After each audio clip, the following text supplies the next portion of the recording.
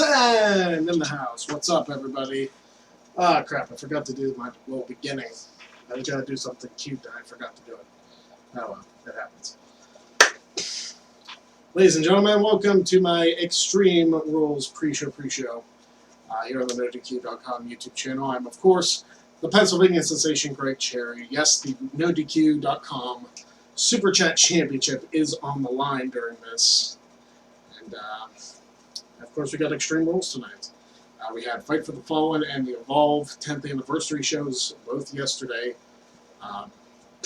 Unfortunately, I was not home virtually all day, so I didn't get to check out either one of them. I will. And there's Bing making an appearance. Say hi to Bingers. Say hi. You're going to jump up. There he is. There's a Bing. Hi, Bing. Just in time. Just in time. Hey, look at the TV. Look at the TV. There you go. There's a Bing. All right. There you go. Hey. Alright, so, now that I got the appearance of the dog out of the way, what's going on with you guys? I don't know if my live chat's not working or what's going on. Of course, I don't see anything. Who knows? Let me just check. And test. Test. Dog move the camera. Alright, so the live chat is working for me. So what's going on with all you guys? We've got our, like I said, we got the Extreme Rules show. I sent in my predictions to Aaron, and they never went up on the channel, so I'm not sure what the deal was with that. I'll make sure this is this still working? I'll make sure I'm not crazy.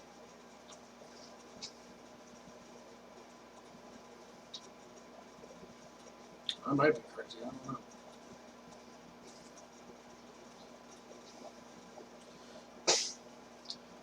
There we go. Mike Gonzalez. What match are you looking forward to the most? I'd honestly have to look over the card again, because I gave my predictions a couple days ago, and I've already forgotten what the card is. The main event should be interesting. Of course, the dual title match. I'm actually thinking that the Lashley-Strowman Last Man Standing match could be really good. I know a lot of people are kind of iffy on both of them, but you got to give it a chance. Look at the card here. They really not have the card out? Oh, I want the main one. Just kidding. I don't care about the storylines. Kofi and Joe should be good. The Cruiserweight Championship should be good as well. Aleister Black and Cesaro should be awesome. Definitely looking forward to that one. I don't know. I think, and Ricochet versus AJ also. I think it definitely should be a good show. What do you guys think? What matches are you looking forward to tonight? Because I know a lot of you guys are going to watch. So what are you thinking?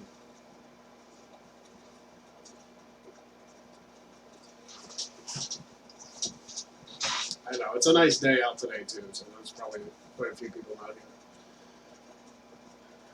But they'll get here as the stream goes along.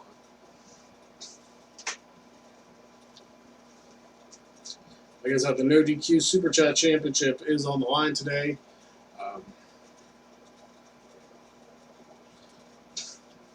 Here's hoping we get a couple championship rings out of this. I didn't set any of that up, but that's okay.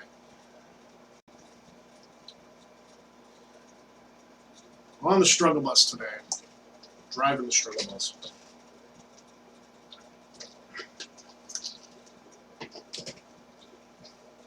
Trying to work my Excel at the same time. Probably just cross that one out. Pull up my Winamp.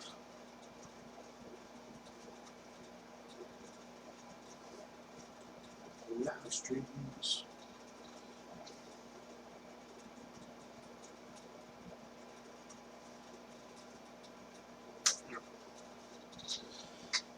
Okay, so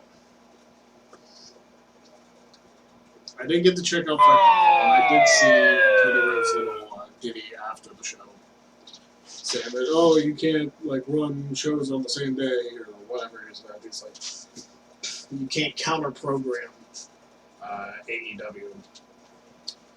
Cody, I understand like you believe in your company. That's perfectly acceptable. But you've only run 3 shows. Slow your roll a little bit. Because it's that kind of mentality where you get too big for your britches and you're working for WWE in 5 years.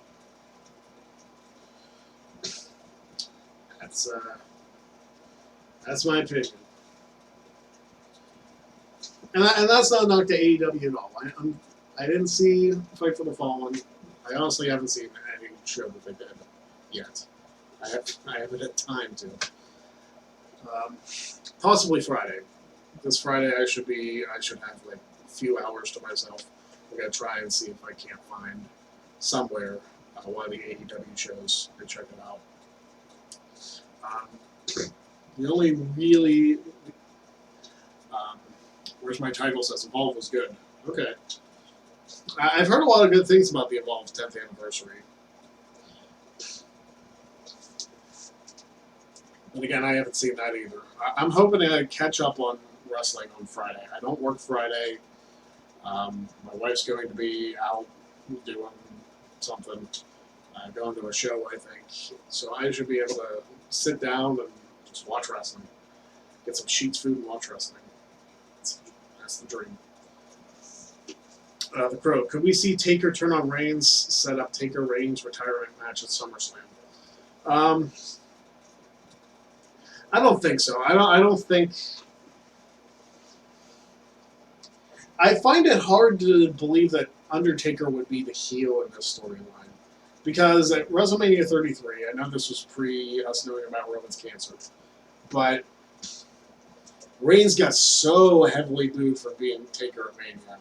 Do you really think people want to see that again? With Reigns winning again? Unless it's just 50-50 to get Taker's win back as a heel like he did for Lesnar in 2015. I don't know. It is weird that they're teaming tonight. Even weirder that they have a shirt. But hey, I guess capitalize on the merch while you can, right?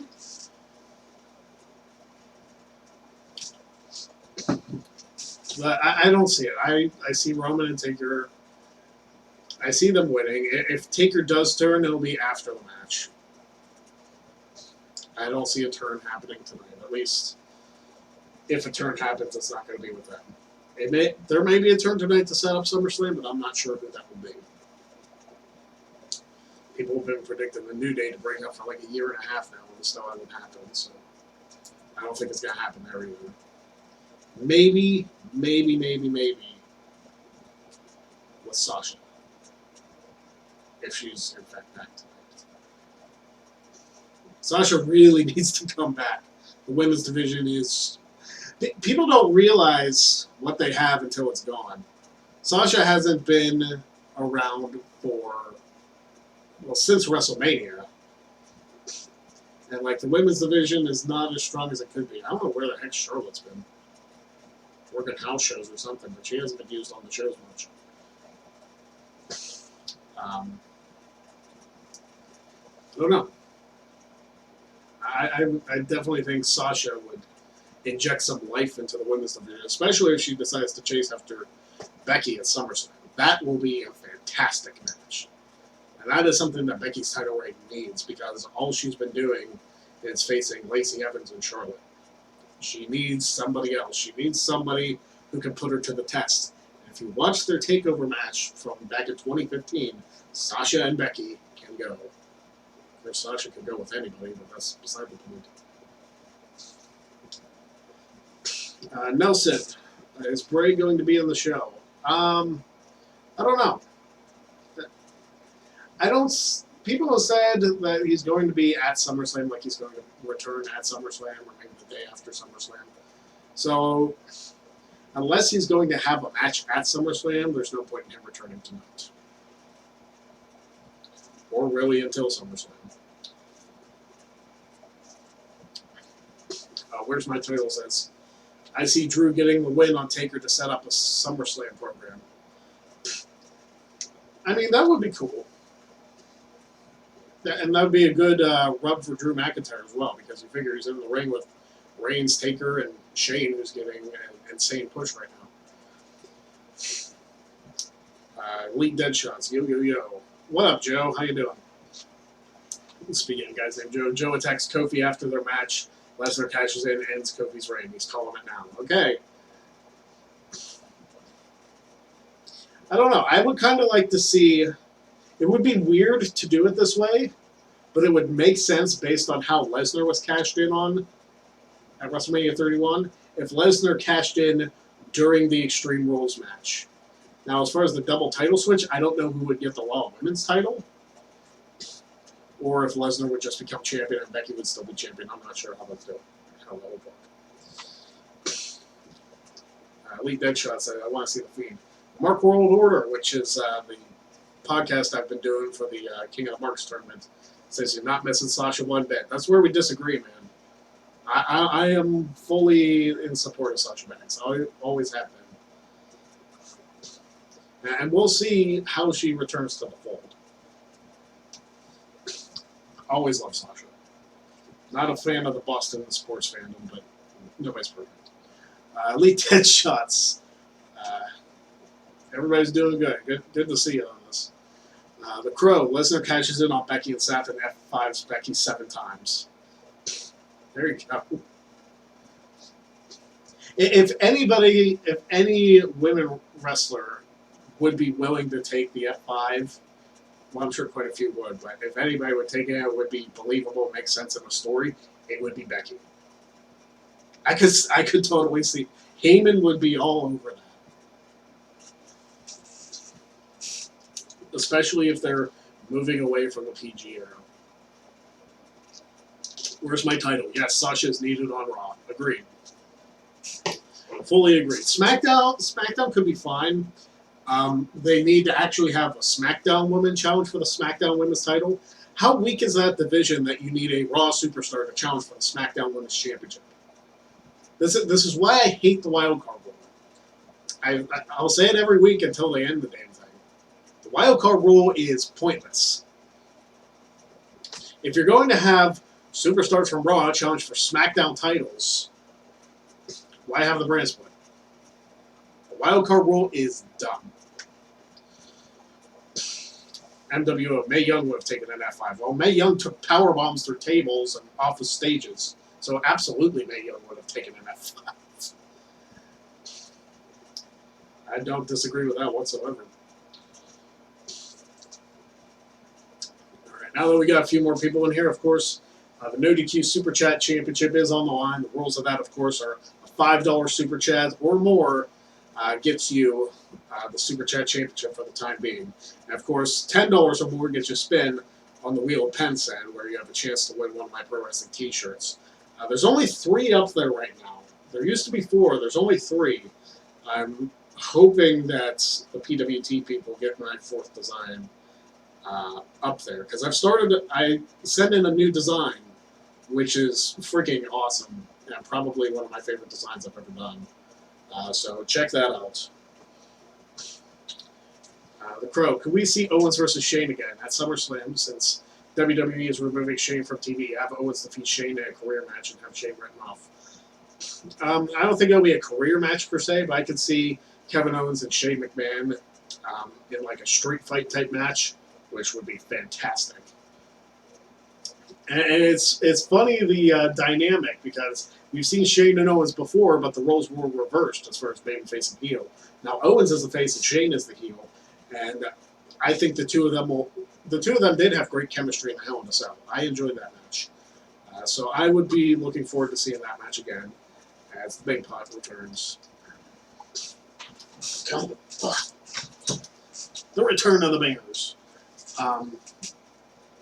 So yeah, I could see that happening. I doubt it would be like a career match, like I said, a street fight or something of that personal rivalry would be perfectly fine.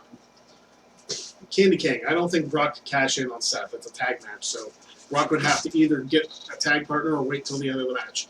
You know he's married to Sable. That'd be funny. That'd be funny if Brock just cashed in and, like, Sable walked out and she was all of a sudden the Raw Women's Champion without having wrestled a match in 15 years. I think that would be hilarious, quite frankly. All right. Going back to the rules of the Super Chat Championship, of course, $5 Super Chat. Get you the No DQ Super Chat Championship for the time being. And a $10 or more Super Chat. Get you a spin on the wheel pen set. I've given away quite a few shirts using this thing, so that's pretty awesome. I actually have 2 I still have to get out. Probably wait until Friday when I get paid again, just to make sure I get those out. And of course, it's not just a t-shirt. You can watch me do a wrestler's entrance. You can have me sing some karaoke song. You can watch me dance.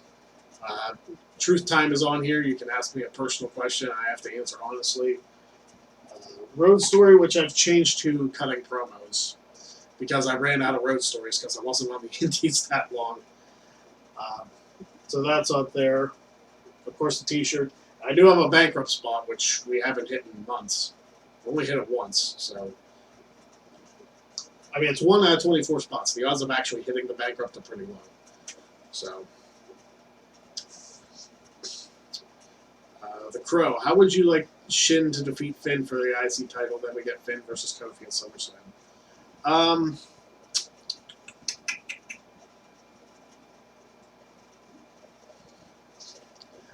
They're not even booked for a match tonight, the Intercontinental title. Like, Finn Balor's been kind of absent from TV lately, which is weird because the Intercontinental Champion should be on TV. I don't know what the deal is with that. The only way I would like to see Finn and Kofi for the title at SummerSlam is if Finn joined the club, and since the wildcard rule is in full effect or whatever, I mean, that kind of works, right? What's up, Eli? Candy King. Owens' turn face could be awesome, and pinning Shane, that would be better. Owens is already face based on his promo against Shane, and he stunned him on SmackDown. So that feud's going to happen again. Those two have never really been on the same page. So it's awesome to see the Owens face and Shane heel dynamic. What are you doing, buddy? So it'll definitely be awesome to see that. I still think it should be a street fight or like Falls Count Anywhere or something in that dynamic of match. Because the two of them at SummerSlam could put on an absolute classic. And don't tell me that Shane can't put on classic matches. I mean, Shane McMahon is half of my freaking favorite match of all time. If you've been watching the stream long enough, you know what my favorite match of all time is. Eli, AEW was so good. That triple threat was insane. Unfortunately, I didn't get to check out Fight for the Fallen.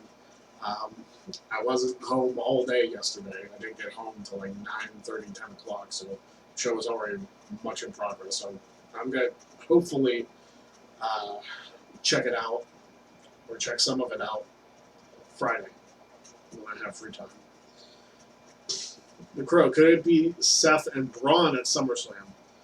I don't think Braun gets back into the Universal Championship picture for a while.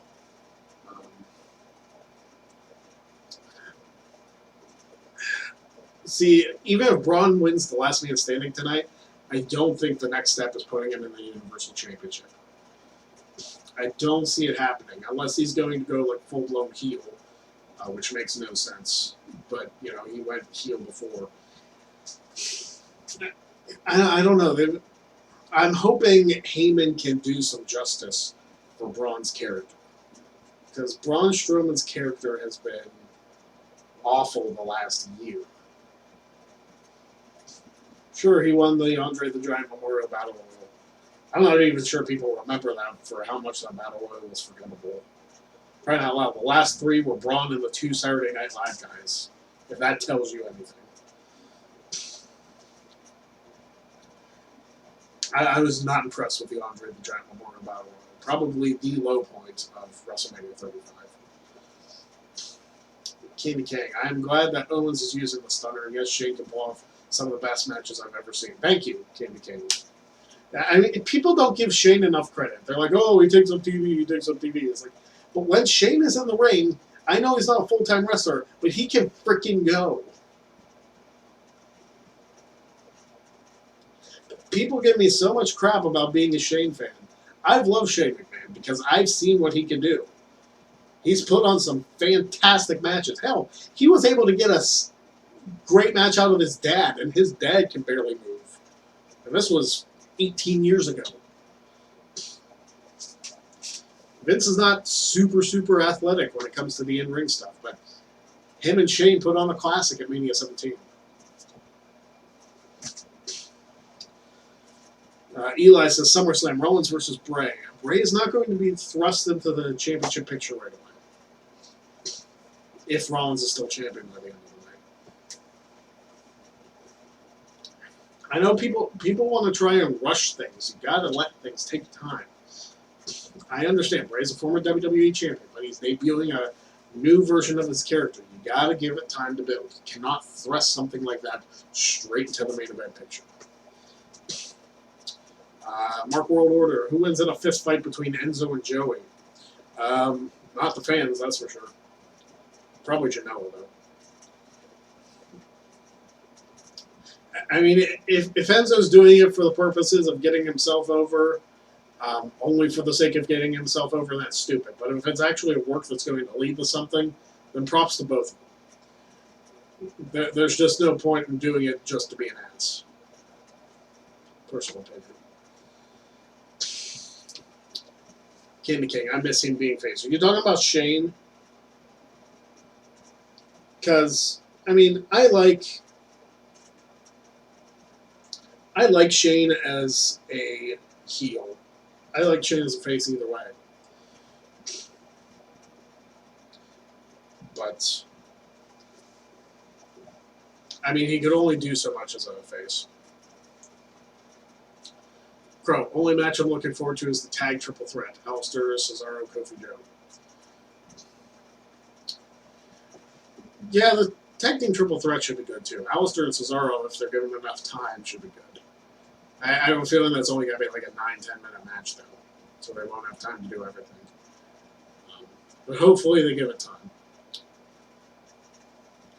Eli Bands, what can Paul do with Braun's character? Turn heel, new music, new attire? Something has to be done with Braun. Because he's gotten so stale in the last year and a half. They need something to change him up. Maybe he shaves his head and like gets different gear or something. I don't know. I don't know what he would need to freshen up his character. Because the whole Monster Among Men thing is like not as big a deal anymore. Just my opinion. Candy King, what if Seth and Becky win the match, then Bray attacks Seth and Brock cashes in? That could happen. I don't see, like I said, I don't see Bray being involved right off the bat. Or at least I don't see him being involved in a main event storyline right before SummerSlam. If they want to bring him back in a main event type capacity against the top heel or face or whatever, save it until after SummerSlam. Because after SummerSlam is kind of like the summer reset of WWE programming. You don't see a whole lot of rematches after that. Crow, will Bischoff be an on-screen character? Have Bischoff replace Shane as on-screen authority? I don't think Bischoff will be on-screen. At least not to the point where it will be overkill. I know Paul Heyman himself has said he doesn't want on-screen authority figures because that's played out. Which absolutely makes sense. It is completely played out. And the characters are just like placeholders for something. It's done to death.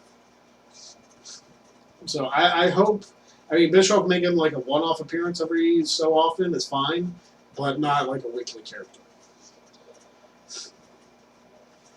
Where's my title? Shane can be Eric Bischoff proxy.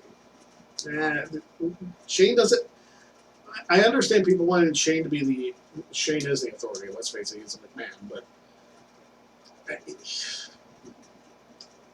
I don't know. Bischoff himself has said Shane shouldn't be on TV, so I don't know what's going to happen. Eli Vance, maybe Bray Wyatt can help him. I don't know. I don't even know if Bray's going to be on the show. People have been talking about SummerSlam time frame or after SummerSlam. I don't see it happening tonight. If it does, fine. I'll be proven wrong, but I don't see it happening tonight. Curtis Butler, 2 minutes in, already seeing bad fantasy booking. Yeah, you know, it's like I said, keep Bray off TV. You don't need to thrust him immediately into main event status. His character, his new character, needs some time to adjust to the audience. If you throw him in the deep end and the character sinks, it's going to look like a terrible decision. If you let him build his way to the main event, it'll be better. Personal opinion. King to King, Hardy Boys return? Probably not. Jeff just got pulled over for freaking. No, it wasn't a DUI. What was it? Public intoxication or something. Somebody needs like he needs like DDP's help or something. It's I don't know. I hope Jeff Hardy gets the help he needs because nobody wants to see somebody go through that. He's had so many problems in his life, and it's frustrating with somebody as talented as he is and as creative as he is to have those kind of demons. But he needs support.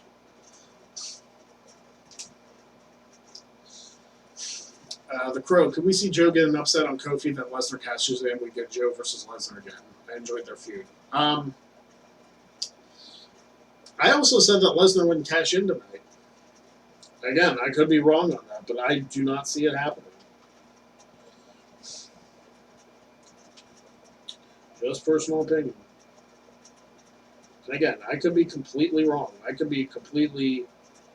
It's like, hey, this guy doesn't know what he's talking about. Yeah, I might not.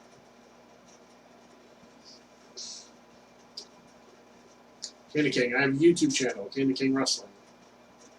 Well, I have a YouTube channel also, youtube.com/walkatthedraw. Lots of stuff up there. So go over there, subscribe. I got my game show, Look at the Draw, hence the name of the channel. I have an episode of Wrestling Rewind that I just put up there with Jeff on Friday. We're watching the 3-match series between Ric Flair and Ricky the Dragon Steamboat from the NWA days. We just watched their Chi-Town Rumble match. Go check that out. You subscribed. Awesome. Thank you. Have to make sure this is...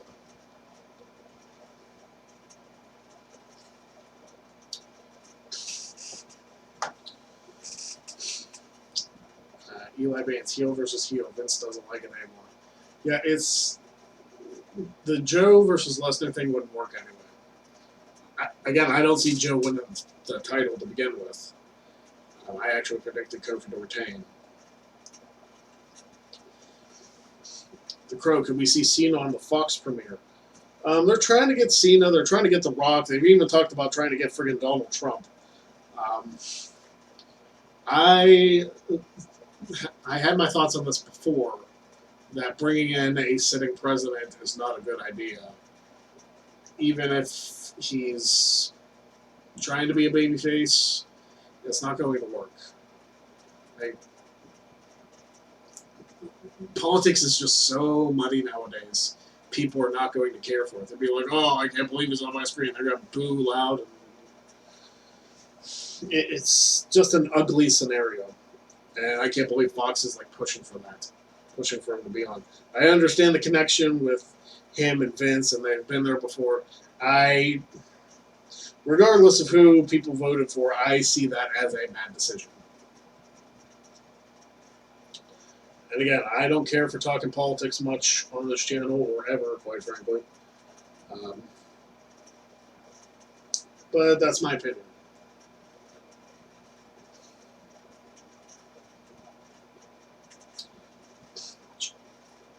Champion should not be losing, Vince. I'm not sure what that means, Eli.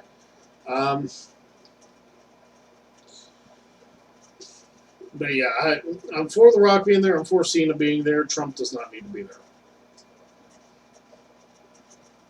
I understand the connections, like I said before. Vince and Trump have had a long friendship going back many, many years. You don't need that kind of stuff on your programming now. If he wasn't a political figure, if he was still running his businesses and whatever, fine, perfect. But when you bring the world of politics into wrestling, it turns ugly, especially nowadays. I just don't see it going well. Which is funny because I remember Bill Clinton being in the stands for a show. And it wasn't that big a deal back then because social media wasn't a thing. Everybody wasn't as obnoxious about politics as they used to be. But now with social media, it's completely obnoxious. So I kind of hope that Trump isn't there for SmackDown.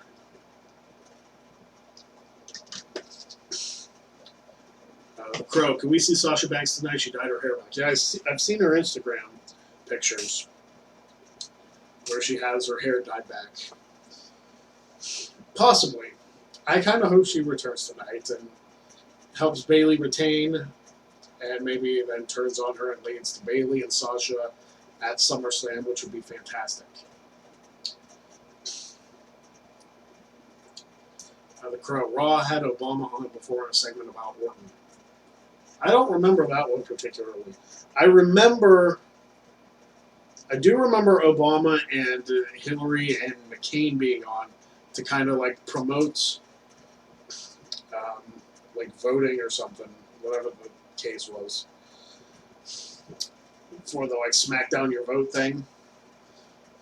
And they all did like wrestling catchphrases. Hillary Clinton's was terrible because of course it was.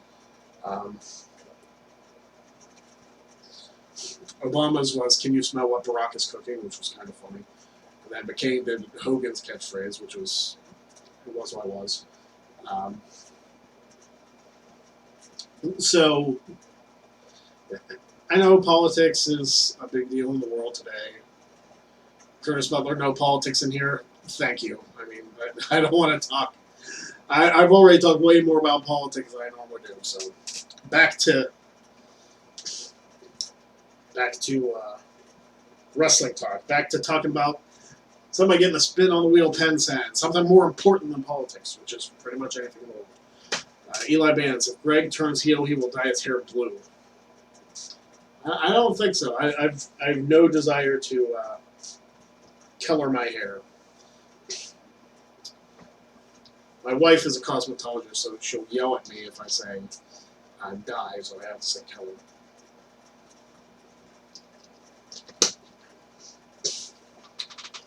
Sweet tea. All right, what else is going on, guys? I mean, we got like 2.5 hours before the pre-show starts. There's Rift. There's the boss man.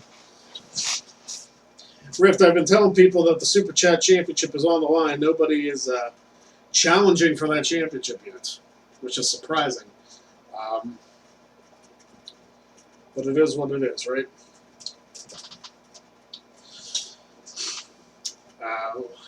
Yeah, we just got off like a political discussion somehow. Curtis Butler, Aaron Cornette. Come on. Rift's got more sense on him than Cornette does. The Crow, could we see Rowan and Bryan break up tonight if they drop the titles, have Bryan back in the WWE title picture? I don't see them breaking up. I mean, they just put them together.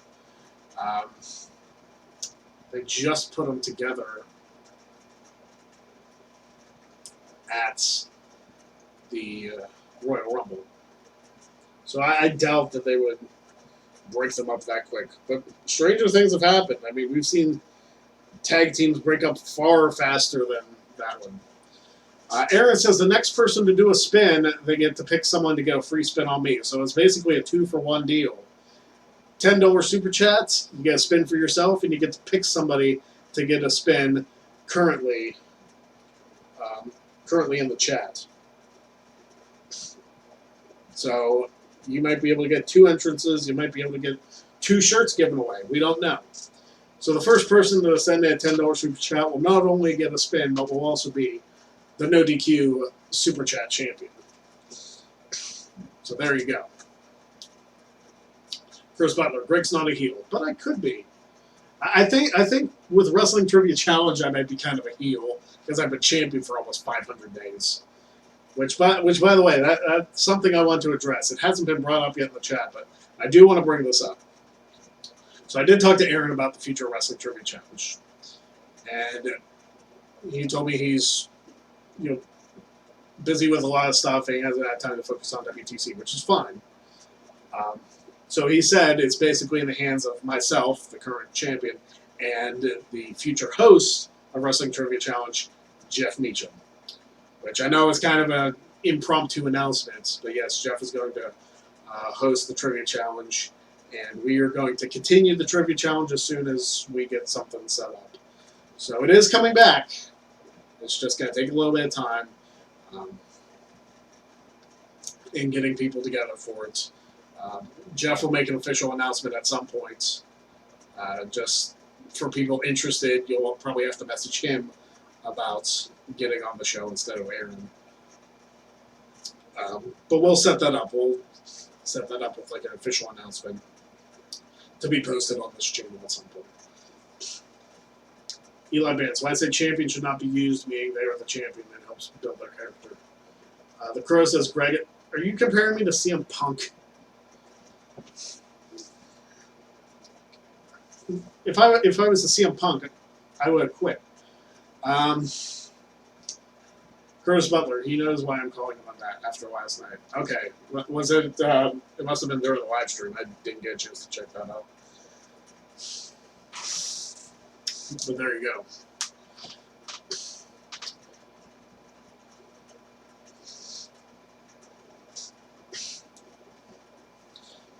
But yeah, Extreme Rules is tonight. I'm looking forward to it. I think it should be a decent show. People didn't think that highly of Stomping Grounds going into it, but then it became actually a decent show.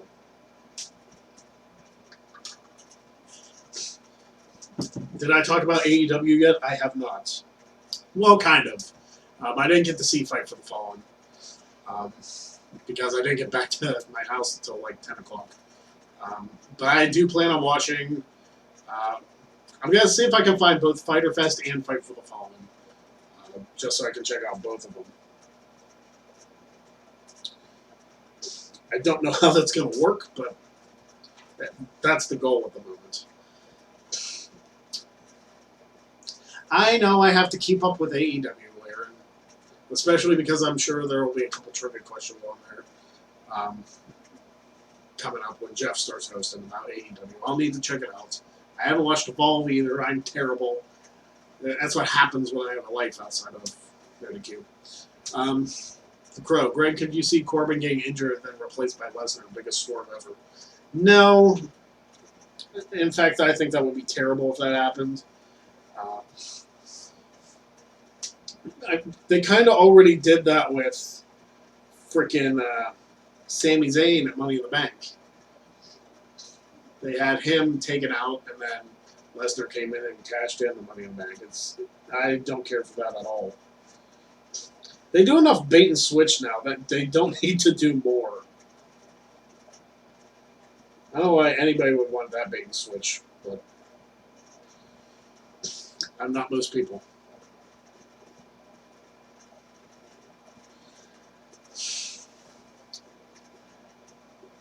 No, I don't see Lesnar replacing Corbin in the match. Corbin's a big enough heel on his own. He doesn't need.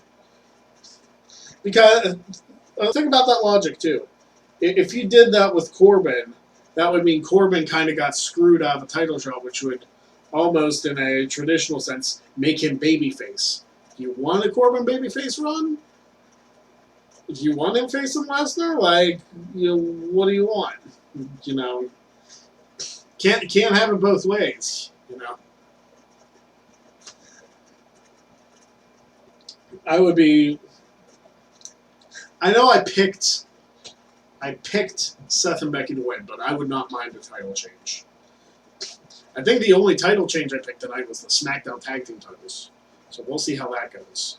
That was the toughest match to call because triple threats and like matches with multiple sides to it, like 3 or more teams, 3 or more competitors, like triple threats, fatal four ways, whatever. Those are always the hardest to pick because you never know what direction they're going to go. At least with other matches, it's mostly a 50-50. But this one, the triple threat is tough. I picked the New Day to win the titles back. I don't know if that's going to be what happens, but they're who I picked.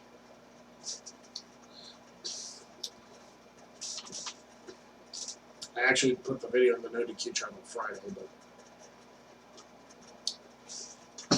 so my predictions were official. So what else is going on, guys? I know we got Extreme Rules tonight. We had Fight for the Fallen yesterday. We had the Evolve 10th anniversary show. The Crow. When are the New Day breaking up? It's time. Would love to see Xavier to turn it unexpected like Rollins did. That's what I've been saying. I've been saying this for a while now. That I would like, if anybody in the New Day turned, I would like it to be Woods. Because everybody says, oh, it's going to be Big E who turns against him. Or some people even said, more people are saying, oh, it's going to be Kofi who turns against him. He gets like too cocky or something. It's like, stop it. It should be Woods. It should totally be Woods. Because everybody thinks Woods is like the loyal guy who's never going to stab anybody in the back and he's a good guy. And yeah, like out of character, he's awesome, I'm sure. But it's one of those things where it has to be unexpected.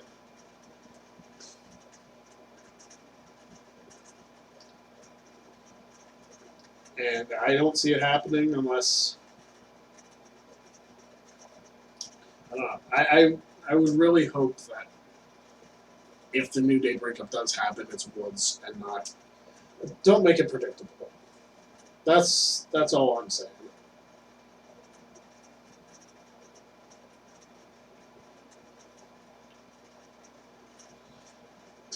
Chris Butler, get Bleacher Report live. You'll get them. Try to review the AEW shows without bias and prejudice.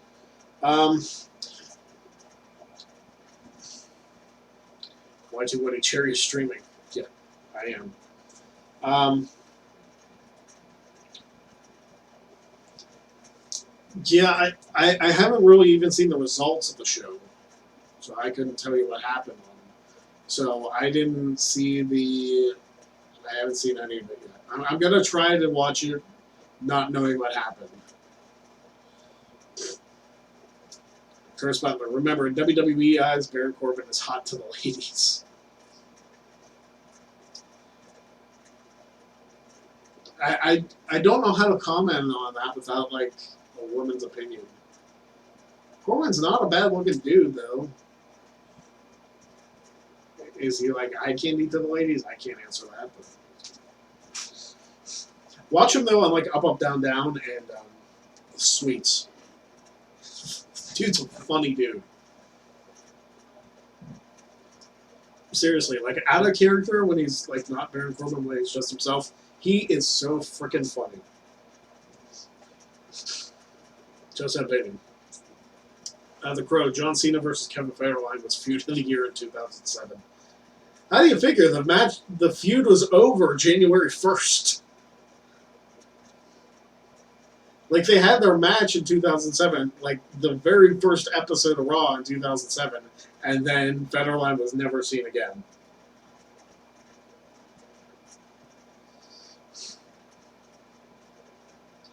Who's a wrestler you'd want to go down the boozer and have a few jars with? Well, I'm not a drinker, so I don't know. I just like to meet all the wrestlers. Just hear different stories from them. I mean, I have met a few before, but I wouldn't mind meeting more. It's just getting the funds to do it. It's hard to do sometimes.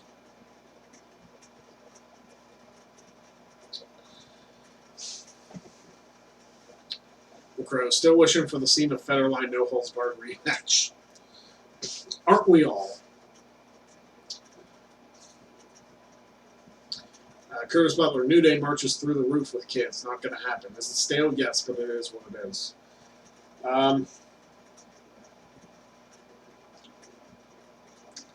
it's kind of sad because like the New Day is incredibly talented, and like their whole thing of getting Kofi to WrestleMania was a great storyline.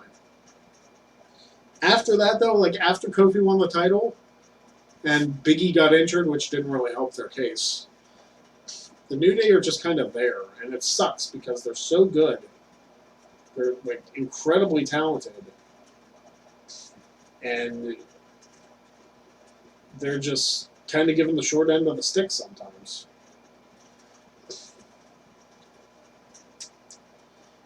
Imagine if WWE did Reigns versus Federline or Shane versus Federline. Why do you want Kevin Federline back so much?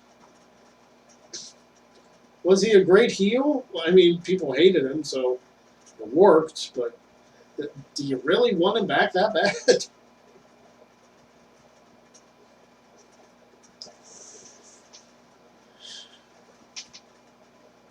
Crawling. Yeah, there you go. Apparently.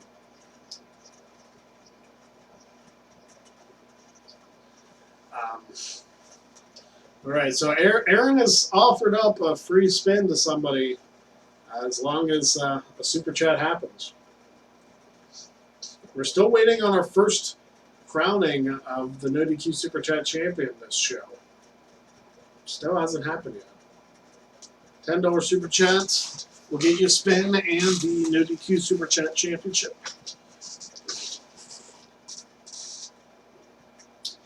The Crow, Federline did a better job than the guy who caused Cena at SummerSlam against Rollins.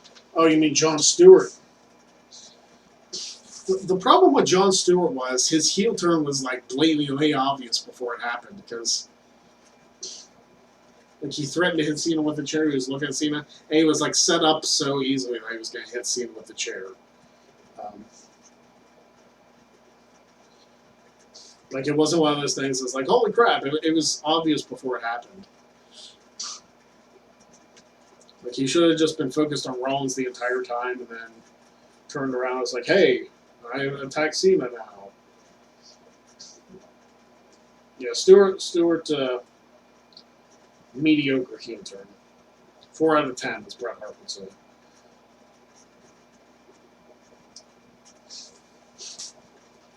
But K-Fed did his job as a heel. It wasn't a great match either because you figure Cena fought John Morrison, Johnny Nitro, for more of it than he actually fought Federline. Jinder Mahal versus Kevin Federline dream match. Well, that won't happen for a while because Jinder's probably out the rest of the year.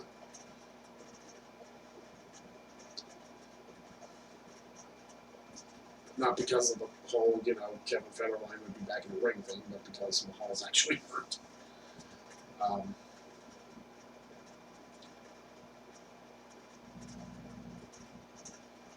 love how that was the absurd part of the comment. It's like, oh, that's not going to happen because Mahal's hurt, not because, Federline would ever work for WWE again. Which would be ridiculous.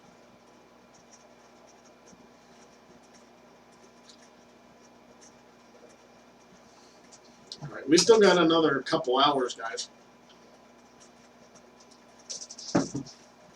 I'm sure you want to be entertained. I'm willing to do it. This doesn't count as a spin, but let's get it going.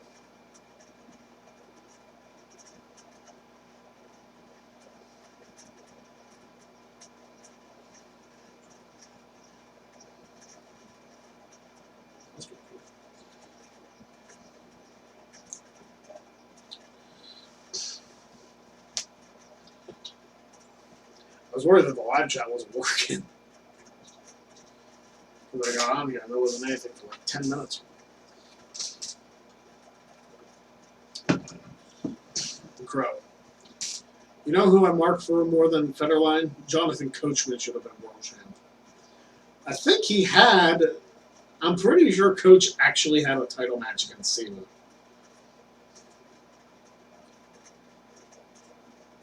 I feel like it was a tables match.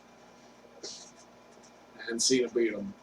I'm pretty sure Jonathan Coachman. I know for a fact that Eric Bischoff actually had a title match against Cena. And of course lost. Armando Alejandro I can't roll my R's. Nope, not happening. Estrada.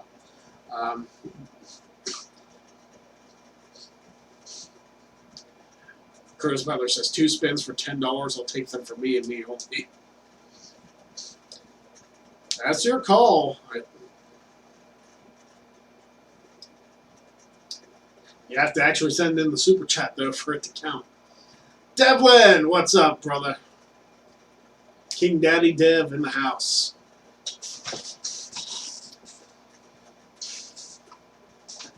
Good to see you, man.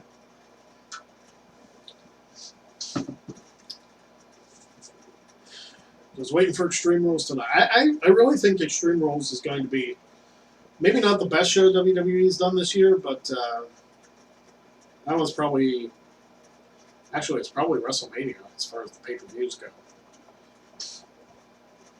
Eli Bands says MJF got injured. Oh, that sucks.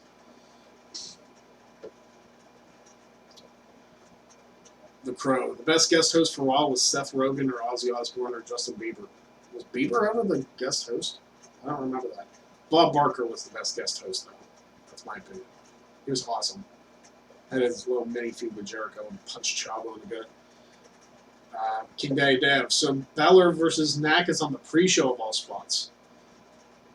Wow, no build to that whatsoever. Is it for the title? Because I haven't seen that. Yeah, of all spots to put Finn Balor and Shinsuke Nakamura, you put them on the frickin' pre-show.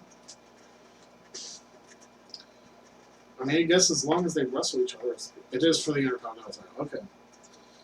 That must have just happened because I haven't seen anything about it. I guess that's what happens when you kind of bury Nakamura for months and he just shows up and gets an Intercontinental title match. Whatever.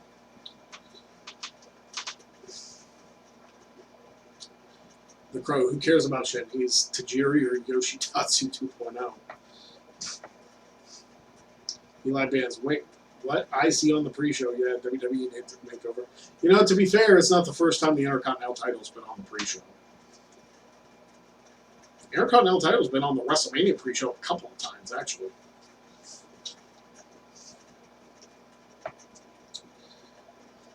I don't know if like Balor's hurt or if they're trying to do something else with him. I really think he'd be better off with the club. Just join up with AJ and Gallows and Anderson.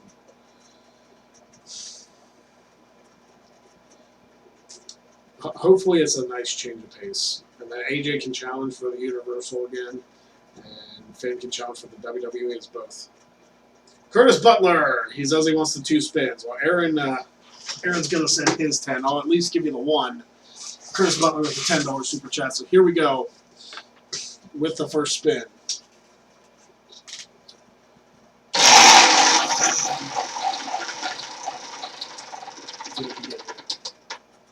An entrance. You get to choose an entrance for me to do. Completely up to you. I'll continue reading the super chats in the interim. Or the regular chats, I guess. Yeah, Finn heel turn will be good, but be the Demon Balor. I don't even think he needs to be the Demon Balor for that. Or maybe he, like, stops using the Demon entirely if he turns heel and be like, you people weren't good enough to see him, or something like that. Because the Demon seems like it's a... it seems like it's a babyface thing because it's cool. Devlin Husband. If anybody needs a heel turn, it's Roman. People have been talking about either Roman or Taker turning in their tag team match tonight. I don't see it happening. That would definitely be a surprise, though, if Roman turned. Riff says, Curtis, why he's so selfish.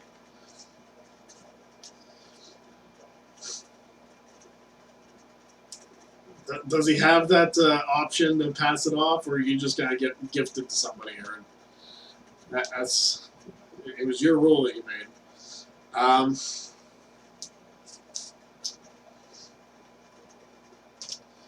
Eli Bands, yeah, Roman needs to turn heel. Let's see if Bischoff can do it. I highly doubt it. Well, we don't know. Roman heel turn would help his career. I think it would freshen things up. I mean, you need, when you start to get stale, you need to freshen things up.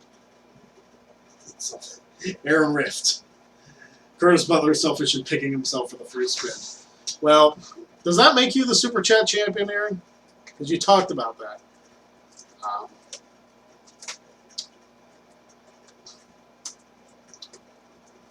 I'm going to say that counts for you to be the Super Chat champion. But yes, Curtis is choosing himself for the free spin. So here we go. Yes, you're the champ. Okay.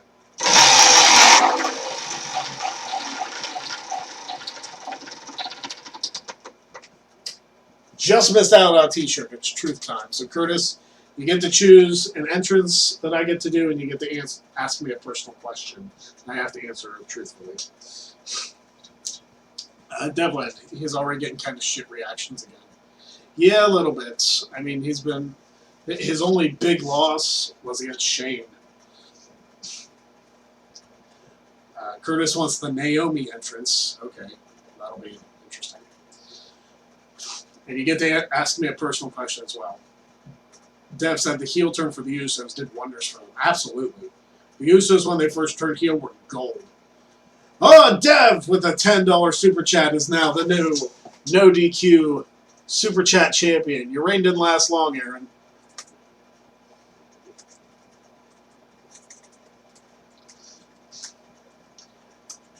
I didn't even get to read the baby comment. All right, so the dog's happy about it. All right, so here we go, Dev. I'm getting your spin out before I do the Naomi entrance. Hi, baby.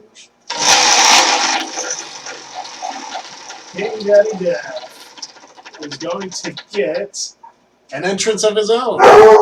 So there you go. So King Daddy Dev, you get to do an entrance. I'm going to set up Naomi's. I may have to turn the light blue on this one.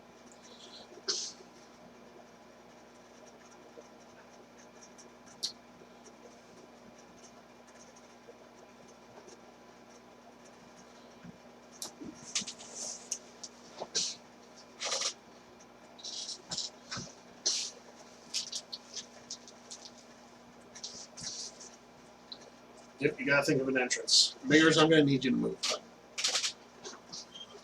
I gotta get up and dance. All right, let me see. Oh, drop my phone.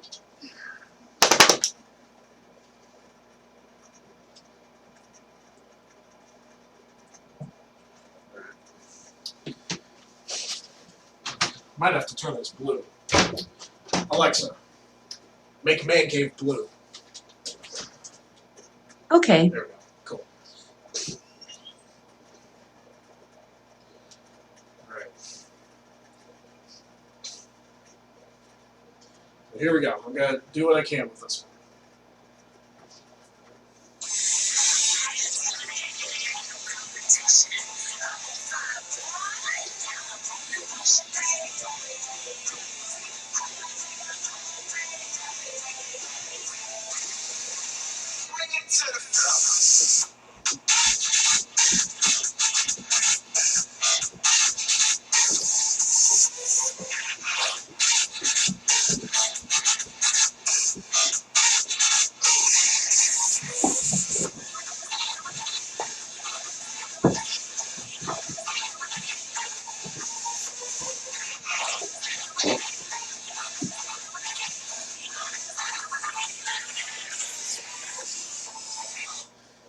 I think I scraped my knee. All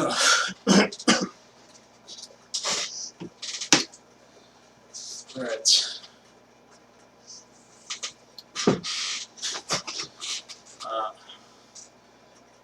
You might want to turn. I'll tell you what. We'll make sure your device doesn't turn on.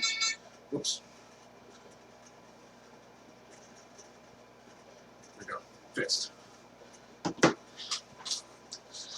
Curtis, his question was, Greg, what was the greatest moment of your life?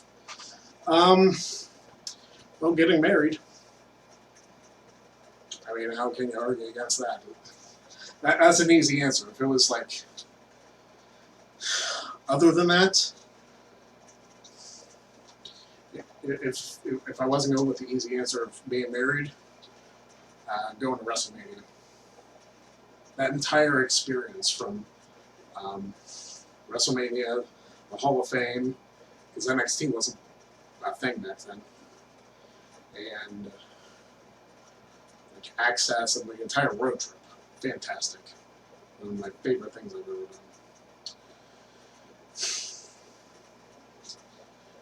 There's Caitlin. What's up, Caitlin? Your fiance was Super Chat champion for a minute. Devlin husband, do Tyler Breeze. Okay. I'm going to have to turn it blue again, I think. The Crow says, screw the No DQ 24/7 championship. I've watched you dominate trivia for 2 years. It should have been me. It will be the next chance I get issued the challenge. You're probably too scared to accept. I'm not. As soon as Jeff is ready with questions, just tell him you're ready and we'll get you on. How about that? All right. So, let me get Breezes ready.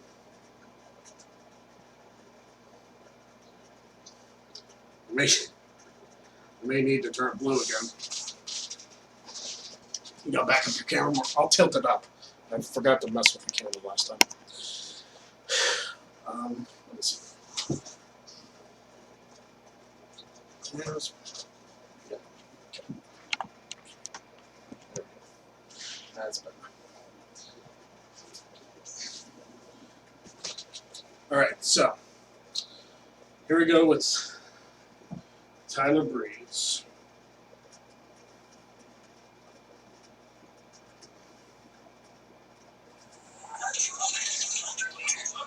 Alexa, make Man Cave blue.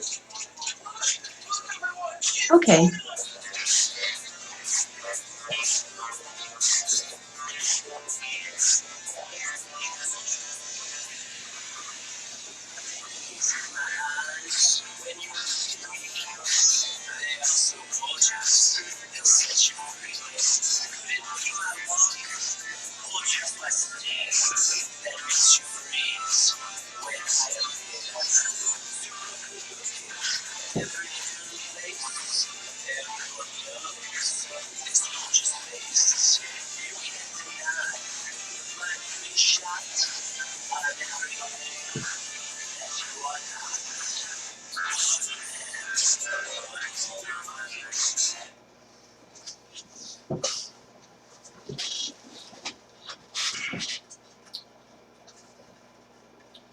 All right.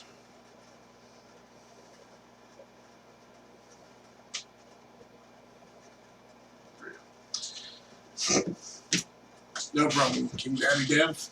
And you're the reigning Super Chat champion as well. I have to tilt this down again.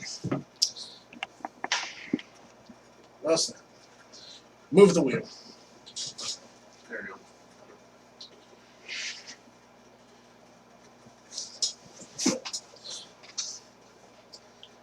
Eli Bands, Greg, you like Goldust AEW theme? It sounded like a Green Day song. I haven't heard it yet.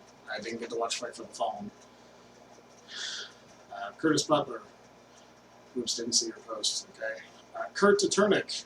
Do you think there will be any surprise things tonight at Extreme Rules? I hope so.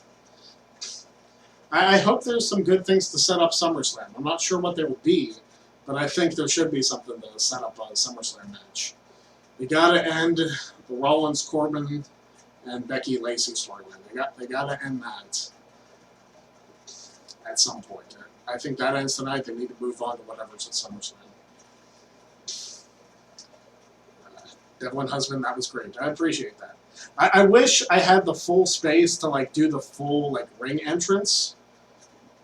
Maybe if I ever get a bigger place, I'll make more room so I can just like switch to a camera and do the entrance that way. That's the goal.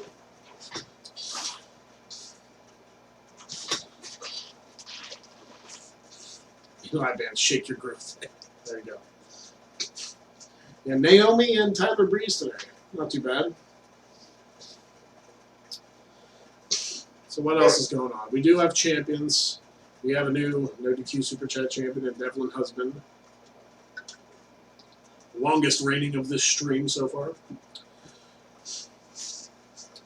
And we're going all the way till 6 o'clock tonight, right before the pre-show for Extreme Rules actually starts.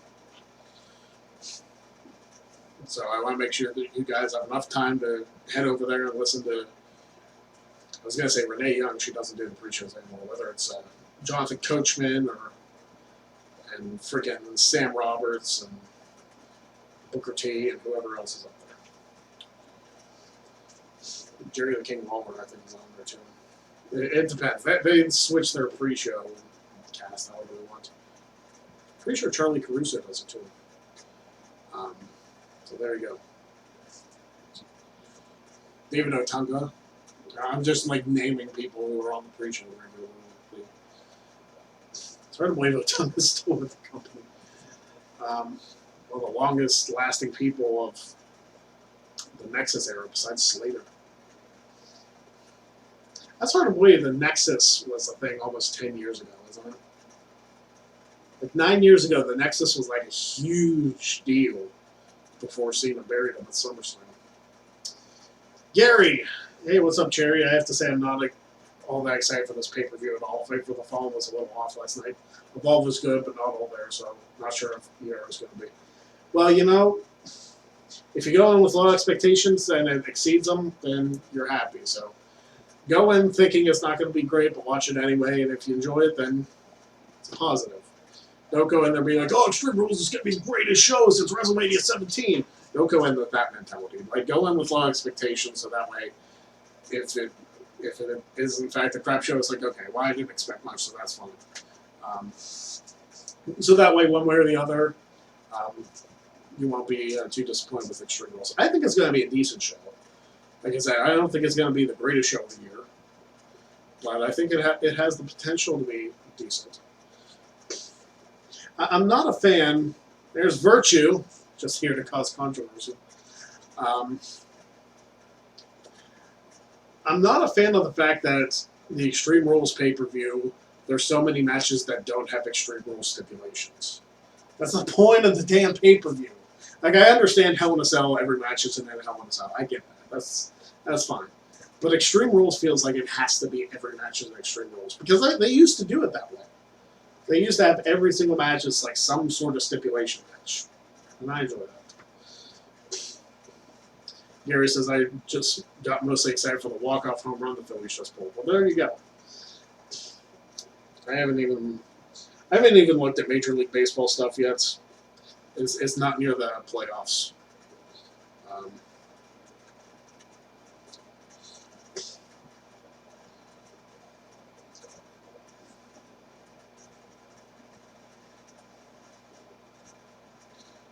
And my Yankees still lead the AL East, so I'm fine. Yes, I'm from Pennsylvania. I root for a team from New York. My favorite college team is from Indiana. Leave me alone. Boston Punk in the house. They need to turn Balor and have him join up with the club. I was just saying that, actually, not too long ago. A few minutes ago, actually. I was saying the exact same thing. Balor needs to join AJ and Anderson and Gallows, and they need to just run roughshod over everybody. I think that would be perfect.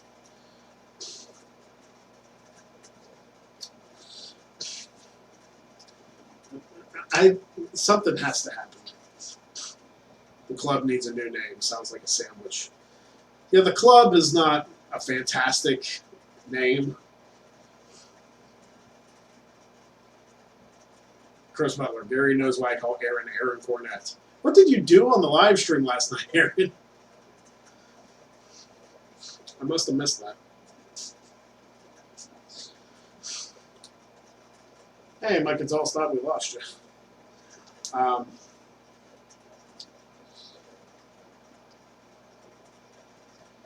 Gary, we need a club versus Undisputed Era on the main roster after SummerSlam.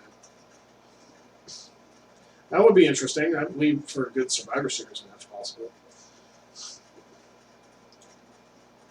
It'd be cool if they started the match if the club came out and they pulled a Bret Owen Bulldog reunion from '97. So like Balor and AJ wrestle and then. Oh, there you go. Okay. Yeah, I know what you're talking about. I've watched that at one Bulldog match.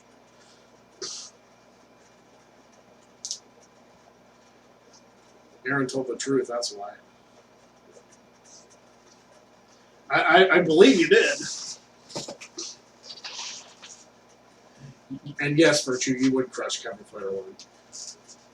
Of course, last time I checked, he was like 350 pounds, so he might actually crush you physically. I don't know that for a fact. I haven't like looked at anything Kevin Federline in years, so I don't know that for a complete fact.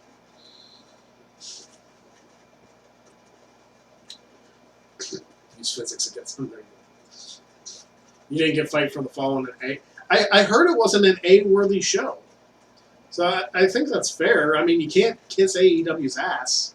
I was saying at the top of the show that Cody was saying that, you know, you can't run shows or something to that effect of, you can't like promote against AEW. It's like, dude, you're 3 shows in. Slow your roll.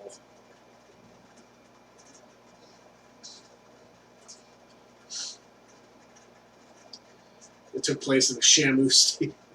It does. I did see the picture, and somebody said that Tony Khan was inspired by the South Park episode for how he designed the stadium. It was a little. It's like, okay, is that what you really want to base your actual promotion show off of? Okay, buddy.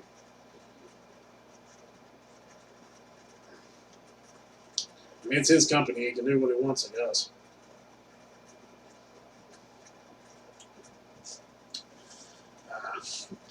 Gary, Fight for the Fallen wasn't the best at all, but at the same time, everyone should understand that they're just starting out as a company. I did agree with Aaron for his valid points, but again, give them a chance, you know. Virtue says, poor Britt Baker. Why wrestlers are really getting hit in the head is beyond me. Chris Butler said the Yankees won, so that's good. What happened to Britt Baker? I saw she got a concussion. I didn't see how she got a concussion, but everybody's ripping on her because she hot tagged the wrong person. And she was probably concussed before that fact.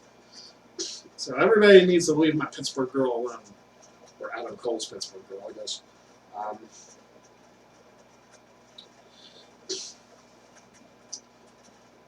She got kicked by being Priestley. Okay.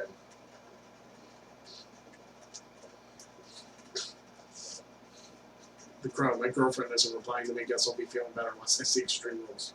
Well, there you go. And she was walking the rest of the match. Well, if she wasn't feeling well the rest of the match, she should have at least tagged out and, like, let her partner know. Because she shouldn't have been competing still if she had a concussion. I understand finishing the match to a point, but that's not the type of injury that you want to mess with, or concussions. That could, like, cost you your career. Or worse.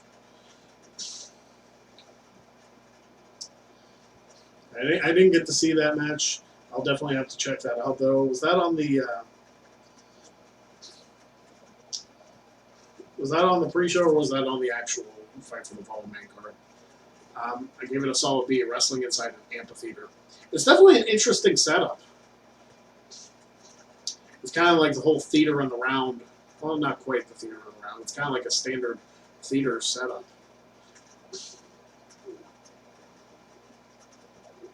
I don't know. Probably not big enough to draw like a full 10,000 crowd, but they're probably saving that for All Out. Gary, most of these wrestlers in AEW are like rookies and they're doing major sacrifices, so we should applaud how well they're doing for trying to give us an amazing show. Virtue said, let's talk Jericho. I think I expected more from his promo, especially if he said he had no script. I want Pillman 96.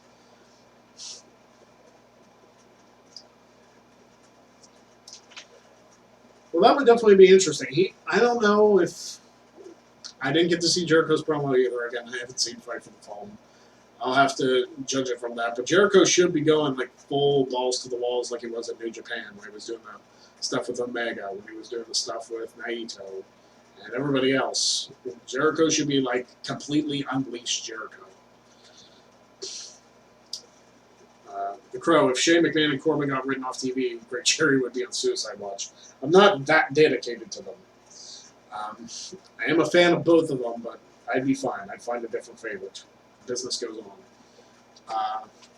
Boston Punk. I'd love to see a show broadcast from an outdoor festival, like a warped tour type deal. I've been to. I know this is much smaller scale, but IWC, which is an indie promotion out here, they did shows at the Big Butler Fair, which was like a fairground show. It drew like 5,000 people. It was a hell of a turnout. And it was just a great time. I mean, the main event was Dusty Rhodes and Jerry the King Lawler. Entertaining match. And D'Lo Brown was there too. Lots of fun times.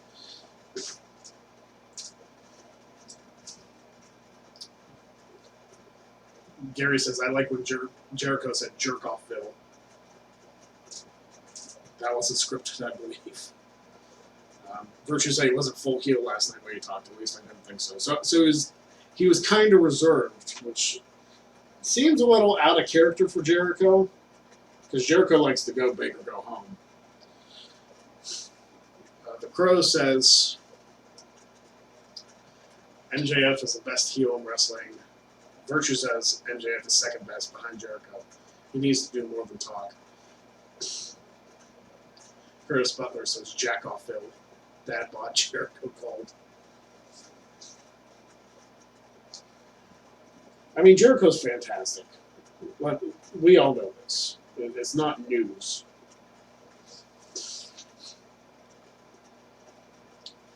MJF is a solid heel, though, from the little that I've seen.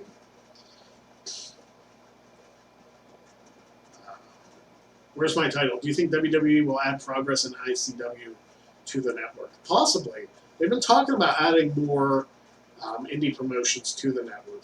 There was even talk a couple years ago about adding Impact stuff to the network, but they've got their own deal with Impact Plus. So they're fine. Not something I'm subscribed to. Don't really have the money. I'm not going to keep spending money on stuff I don't have the chance to watch.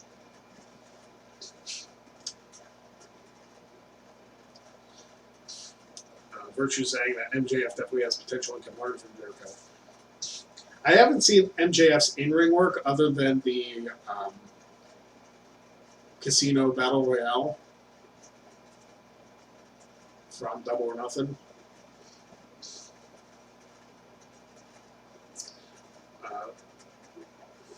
The Crow. Who botched more, Sin Cara or Sabu?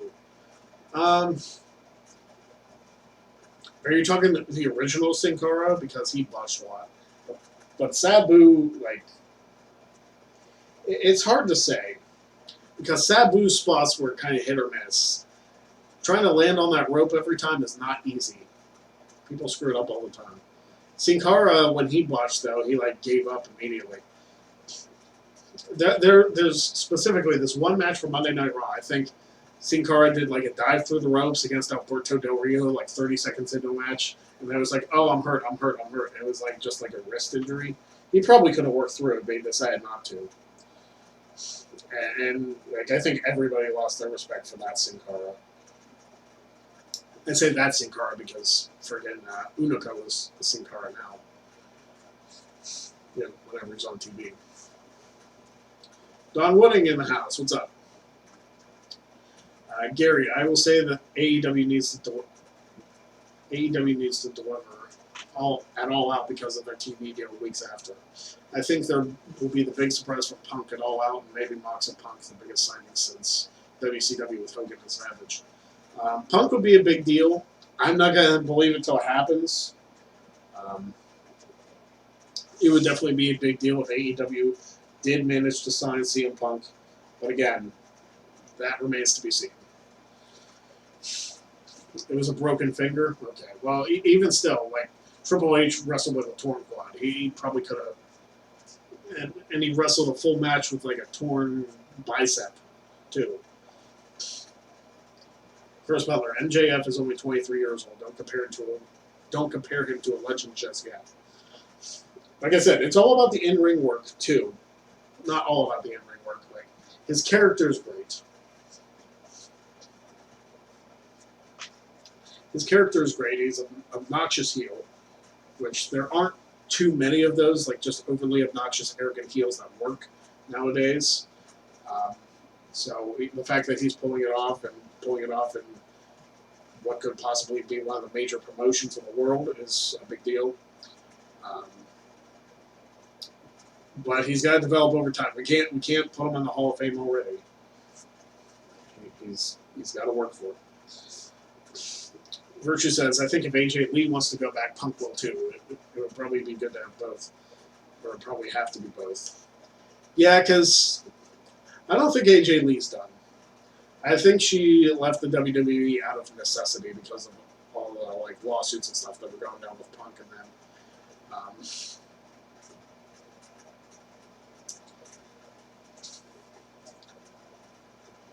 The Crow, I'm sick of the CM Punk chants every Raw. I'm so over CM Punk coming back. I hate Marks that chant his name consistently. It is obnoxious, especially when they do something that the fans don't exactly care for. That people chant CM Punk. It's like, shut up. It's like now you're just doing it for yourself. Like you don't care if he comes back. You're just trying to like make the show about you. It's like, stop it. You bought the tickets. It's like, yeah, you bought the ticket. You spent the money. But if you're going to be there just to be a dick, then don't even bother. CM Punk has not worked for the WWE since the 2014 Royal Rumble. I was one of the last people to see him in a WWE ring live. And he hasn't been in one since. Just get over it. He's not there. He won't be there. I'd rather have CM Punk chance than beach balls. Yeah, the beach balls are pretty disrespectful also. But the beach balls are like a night after WrestleMania thing, or they have been a couple years. But if it means that Cesaro gets to run into the crowd and rip up a beach ball, isn't it worth it? I have to think so.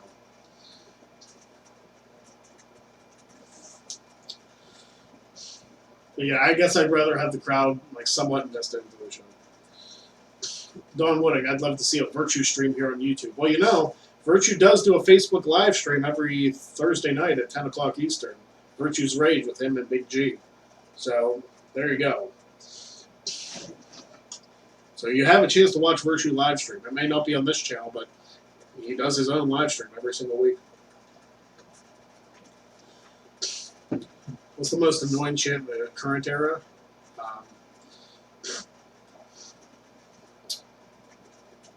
Probably You Deserve It. Yes, but him alone? Well, that you'd have to do that.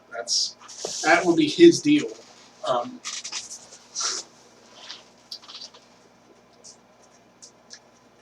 That's up to Virtue. And if he has the time to do it and the means to do it.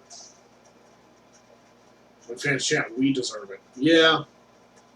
It's kind of the whole, like, leader of the women's U.S. soccer team type deal there. Curtis Butler, I can deal without beach balls, CM Punk chants, and smarks. Yeah. The CM Punk chants are annoying. I know when they go to Chicago,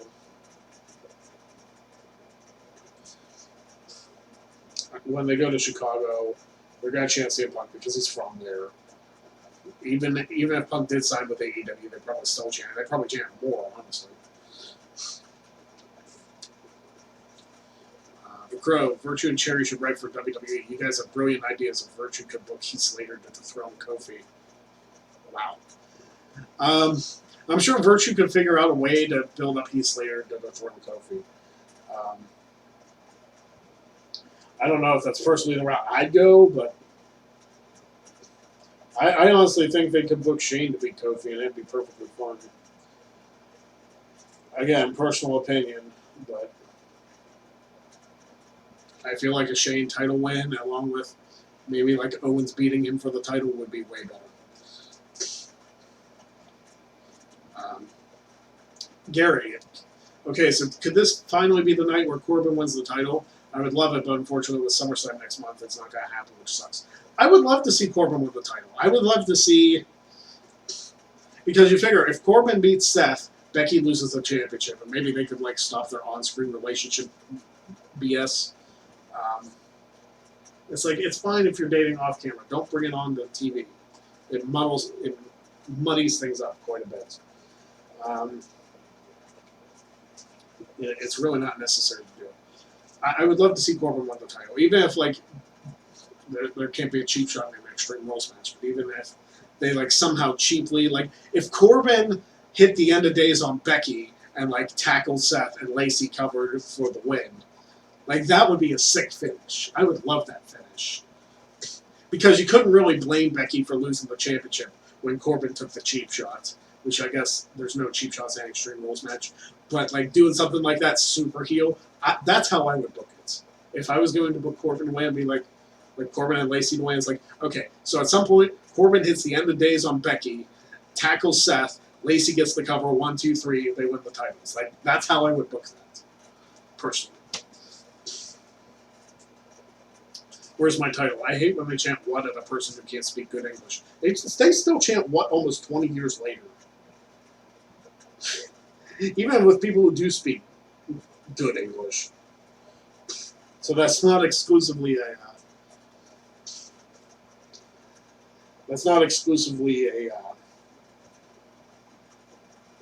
international thing. Virtue. I can't believe WWE isn't doing the Y2J gimmick with Slater or Ziggler. It probably could. It'd probably work with Ziggler. Virtue says he might stop the Virtue's Rage videos and go back to written talk. That'd be fine. I'm sure people would read those all day long. Or do like a short little pre-tape thing for Virtue's Rage. Just to, if that's quicker or whatever. It's not my decision to make.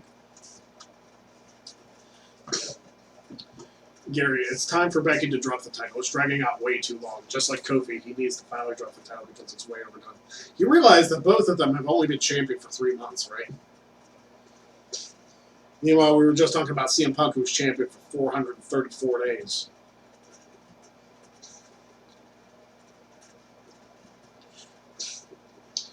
It's a thing with wrestling fans. If they don't like something, they sour on it really freaking quick. Curtis Butler. Corbin wins, draws more fans away. Might as well cancel the rest of the house shows. I don't understand all the Corbin hate. He might not win tonight, which I don't think he will. But he is a good heel. He's been improving as a heel, too, during this feud with Seth. I don't know. It's my opinion. I don't worry about the numbers of the house shows and stuff like that. And maybe Corbin and Lacey, if they win tonight, they don't keep the championships for very long. I don't know. I don't run the company.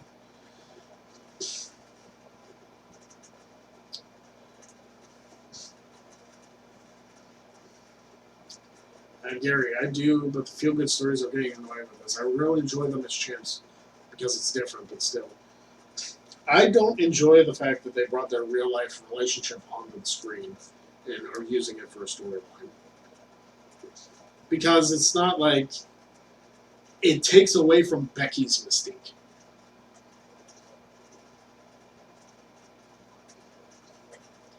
Because Becky's like supposed to be this rebel and sticking it to everybody, and having her as Seth's girlfriend is taking away from that.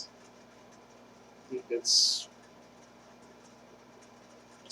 I don't care for it. Again, maybe it's just me. Maybe I'm the jerk. I don't know. It looks like the Cruiserweight title match isn't going to be on the kickoff. Seth run has been a little lackluster. Yeah, Devlin brought up that the championship, the Intercontinental Championship, was going to be the pre-show, which, interesting if true. That looks like that's the route they're going to go, is the Intercontinental title. Which, again, is what it is.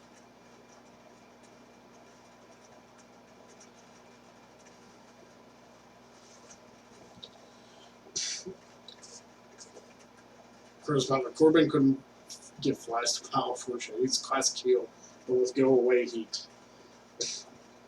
I don't know. I still like Corbin. Yeah, I'm not going to turn against him now. Don Wooding. I like how Charlotte is doing her love life, not on TV, but lots of social media. And you know what the funny thing is with that is you really can't do anything with Charlotte's because having Zelina Vega and Aleister Black together wouldn't really work. And having Andrade and Charlotte on TV wouldn't really work. They have to keep them apart. Gary says, they want to bring back Edgy, why not have Becky turn heel and have secretly admit she's been seeing Corbin? Now that would be an amazing storyline. Kind of like the Truth, kind of like an unexpected Truth heel turn maybe. Or Trish, okay. I was going to say Truth. It's like, when we get talking about our Truth now? Yeah, the Trish heel turn at Mania a few years ago was awesome. Looking back on it, because it was so unexpected that that was going to happen. I enjoyed that quite a bit.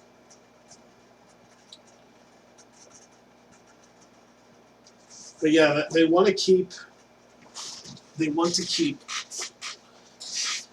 Gary make Becky cost Seth the title. But where do you go from that then if Becky costs Seth the title? Because you can't have a Seth versus Becky match, can you?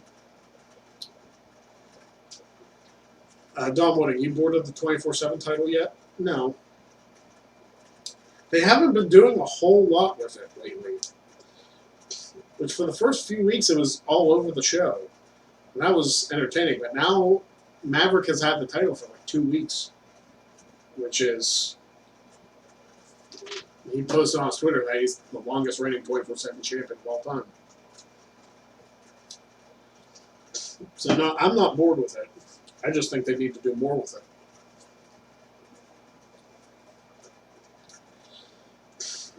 The Crowd. Turn Reigns heel at Fox Premiere. I promise you he'll get a pop. Something big has to happen on the premiere, on the Fox Premiere SmackDown. Something big has to happen. Whether it's the Money in the Bank cash-in, I predicted it wasn't going to happen tonight, or a big heel turn, or something major has to happen.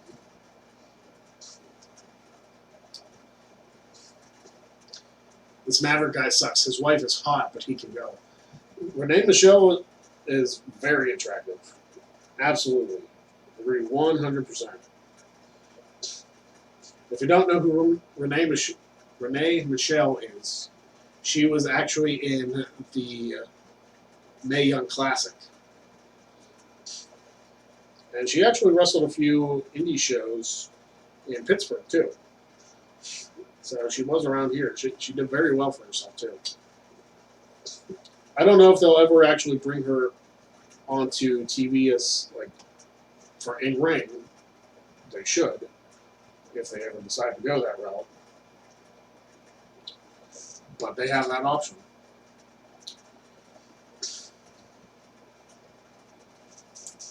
And Drake Maverick's been entertaining with the 24/7 title. I mean, it is a comedy championship. So,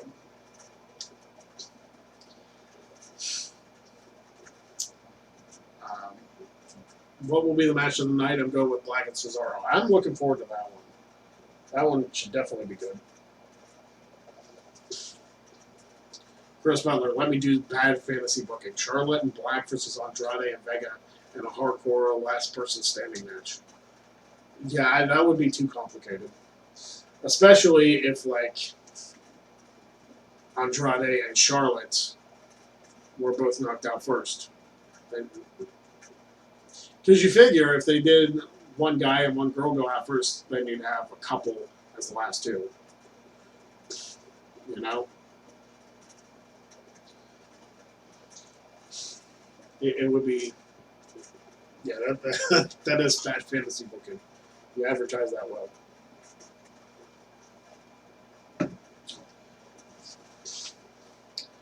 So Devlin Husband has been the Super Chat champion for about an hour now, roughly.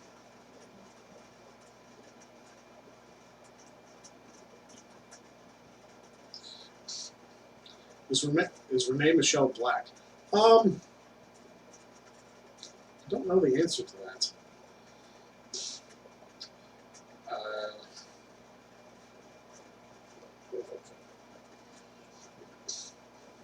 I don't know if she's black or if she's tanned or Renee Michelle.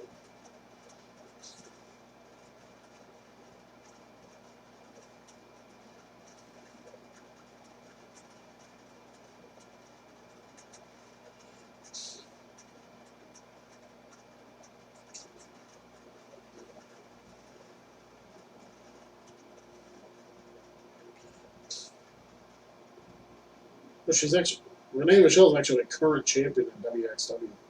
Good for her.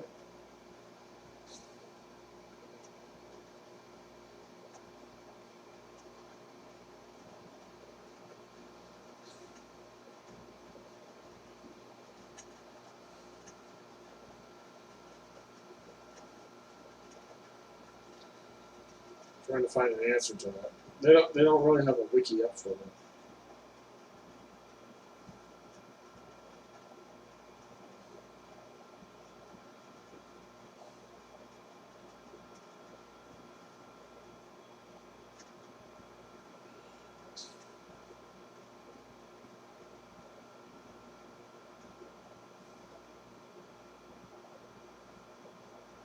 I don't really know the answer. She looks Latina. She might be more Latina. I would go with that, but I'm not totally sure about that. I can't answer that. Don Wooding, how many matches do you honestly feel like the Undertaker is left in the can? Not many. I mean, I don't know. I don't know if you put the blame of the Undertaker Goldberg match on Goldberg for that jackhammer brainbuster he did. Charisma doesn't matter. She looks good. Amen to that. She definitely does. Renee Michelle's absolutely gorgeous. So props on marrying up, Drake.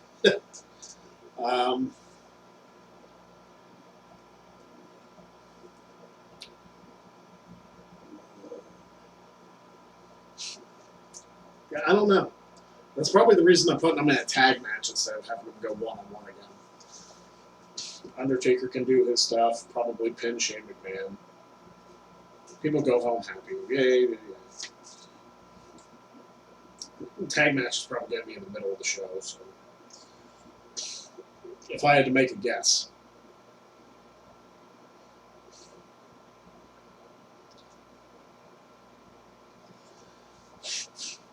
that would be my guess. Mike Nixon in the house. How's it going, Greg? You ready for Extreme Rules tonight? I am. That's some pizza I got from Little Caesars yesterday. Saved some for today. Should be a good snack while watching Extreme Rules. So I'm excited about that. I got a couple spins on the wheel pence in, so entertain people with Naomi's entrance and Tyler Breeze's entrance. Both good choices. Both good entrances. I might scrape my knee though trying to do the slide. Don Wooding, did you see Spider-Man yet, sir? I did not. I know it just came out like a couple weeks ago. It came out on my nephew's birthday, who's like a huge Spider-Man fan. I have not seen it yet. Look, here's the thing. I am not a huge movie person. Never have been. I don't know what it is, but like, I can sit through like 7 hours of WrestleMania. I can't sit through like a 2-hour movie. It's weird. I've tried to get better. There are a couple movies I do enjoy, but getting me out to a movie theater is a tough task. It's just never been my thing. That said, I did see Endgame, but I haven't seen. I haven't seen the new Spider-Man. Toy Story 4 will be better than Extreme Rules. I did hear that Toy Story 4 was good.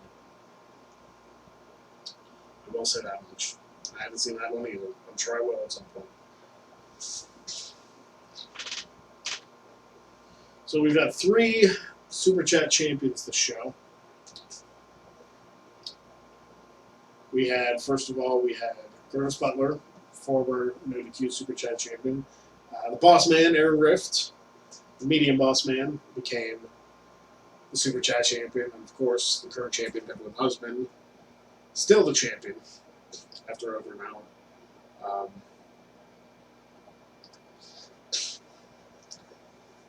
Don Wooding, so your favorite movie of all time is Ready to Rumble? No.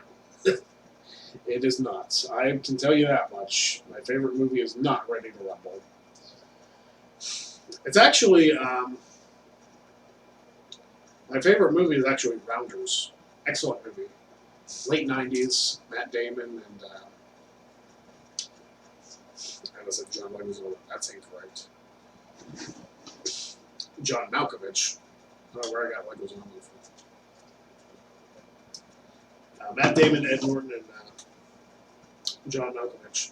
Fantastic movie. You should check it out. Lots of poker playing in that movie. If Aaron hasn't seen that one, I'm sure he will.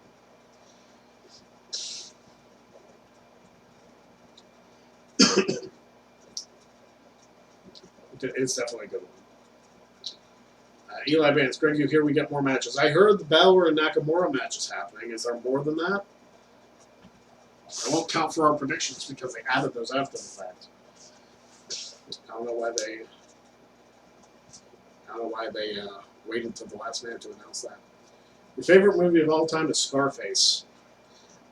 I mean, I've seen Scarface, surprisingly. No. And The Joker. I don't think I saw that one. Again, not much of a movie person. Not that I think like all movies are terrible. It's just I've never. I don't know. And it drives my wife nuts because she loves movies, but I'm kind of just like, personally. Which Cena movie is better, 12 Rounds or The Marine? I haven't seen either one, so I couldn't tell you. I don't think I've ever seen any movie Cena's been in.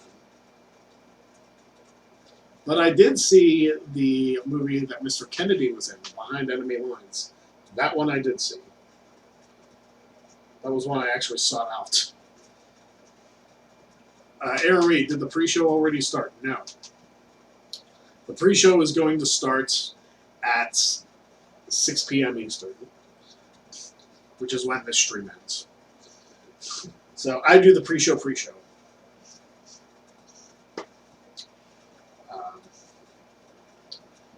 Cool Brothers Radio Podcast. I like the Chaperone with Triple H. Did not see that one either. They're WWE Studios movies, I have only seen a couple of them. I saw the one with Halle Berry and David Otunga, which I don't remember the name of that offhand. That was kind of a creepy movie. Not creepy like horror, just like disturbing. It was like The Watch or something. I don't think so. I might not. Somebody help me. I don't remember. The Crow. I know you've seen Kane See No Evil. You're incorrect. I have not seen that. I'm not a big horror guy, in addition to not being a movie guy. So the combination of the two is not my thing.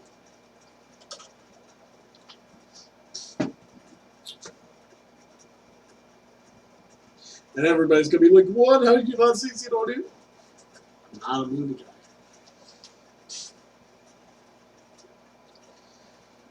Never have been. But Rounders is good. And the Mr. Kennedy freaking Behind Enemy Lines is good. And the movie with David Otunga and Halle Berry, which name I can't remember, that was good too. I should really switch this. Put this up here so I can see how it looks.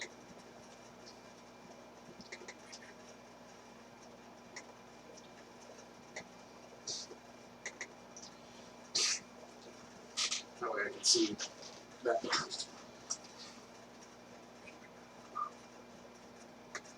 Yeah, that's actually way better.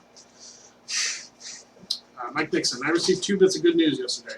Your upgrade from volunteer assistant to paid assistant coach for the high school football team I coached. That's awesome. And you were promoted from assistant offensive coordinator and defensive coordinator. That's pretty sweet. Good job. Congrats, Mike. Cool Brothers Radio Podcast. How about the Predator original with Arnold? Chances are, if it's a movie, I haven't seen it. Nothing against that. There are lots of classic movies that I have not seen. I have not sat down and watched.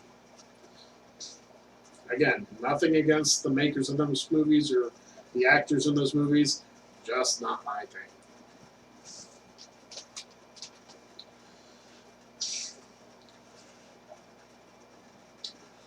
All right, we got about an hour and 10 minutes left to go on the stream. Looking for, let's get another wheel spin going. That's what I want to see. Let's get another entrance, or let's give away a shirt. I like when we have enough freaking, I like when we have enough, like we get to like $100 worth of super chats. I like to give away a free one, just cause. Just because you guys are watching, and it's cool that you guys are watching. So I like to throw out a free one whenever we get to that. But we haven't hit that yet, so still working on it. Still working on it. What else you guys want to talk about? We're here all night long.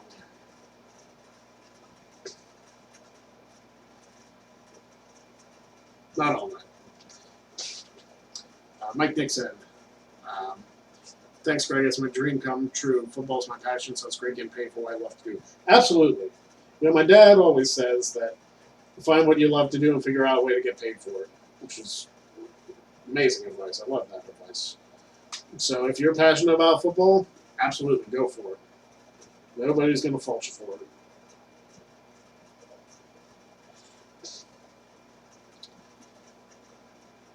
Eli Bands, Greg, what are your top 5 best movies of all time? I have to remember 5 movies I've seen. I do enjoy, like I said, Rounders would be my favorite. Followed by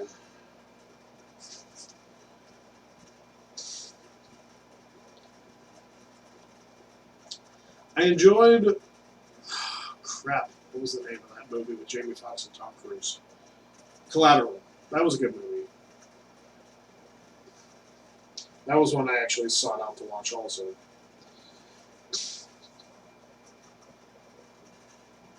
I was entertained by that one.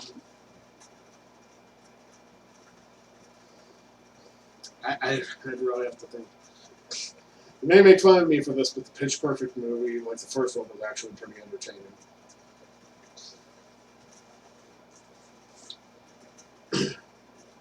Plus, Brittany Snow's hot, so there you go. Get my man card back right there.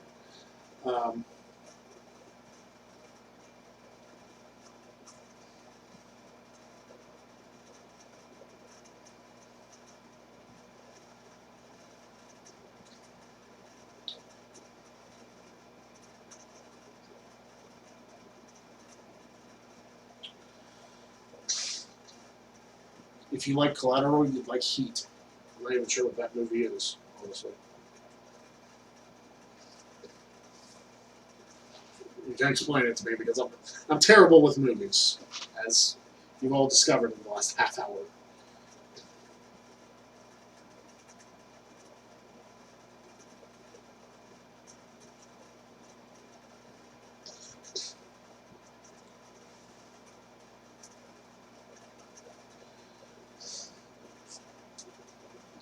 Let's get another super chat going.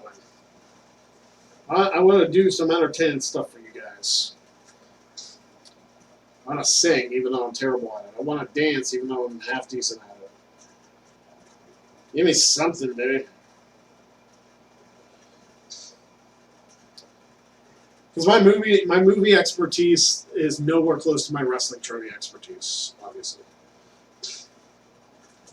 In fact, there's probably many TV shows that I've watched that aren't wrestling related that I probably couldn't. I probably couldn't tell you everything about. It's a Robert De Niro and Al Pacino movie. Okay, about professional thieves and cops. Speaking of cops, has anyone seen the Let's Be Cops movie with David Wayans Jr. and Jake Johnson? That's a movie I wanted to check out because I love New Girl. And both of them are incredibly entertaining in that show. So I was wondering if anybody's seen that and if they have any reviews on that. You see, it's not just wrestling talk here on my live streams, obviously. We can talk football, which, thank God, football season's coming up. And that may affect the frequency of these streams. I was going to move them to Saturday, but Saturday is for Notre Dame football, and that's not happening. Sorry.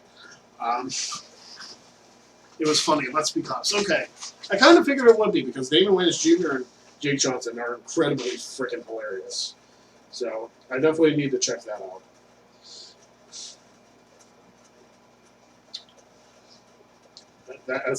That's one of my goals is to check that movie out.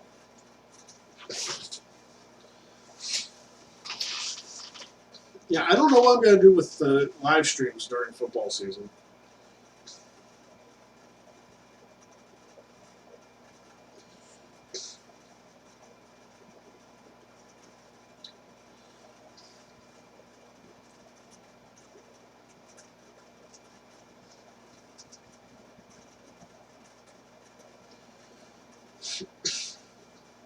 Movie fiends, a lot of escapism, fantasy, and imagination. Reality must be hard for you.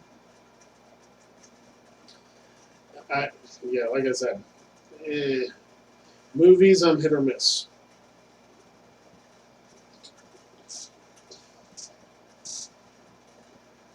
It's okay. It's okay. We all have our fandoms and things. Like I said, I might have to go to like I would say Wednesday night streams, but review goes up that day. I would specifically have to figure out a day to do streaming during football season because I wouldn't be able to do my pre-shows.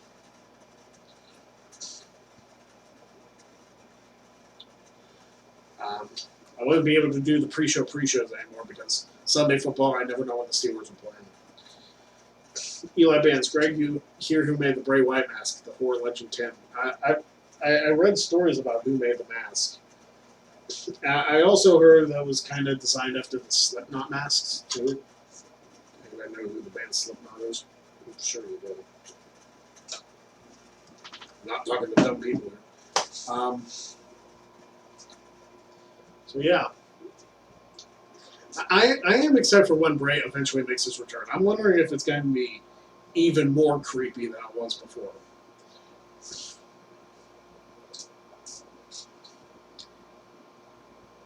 Eli Bands, all right, talk movies now, everybody. That's going to be terrible for me. You're going to watch me struggle through talking about movies for an hour. It's already been enough of a struggle because I haven't seen that many to begin with. I was going to say, if Aaron was still here, we talk sports and like make his head explode. Because I could talk, especially football. Like we just mentioned a little bit of baseball earlier with the Phillies and the Yankees playing, not each other.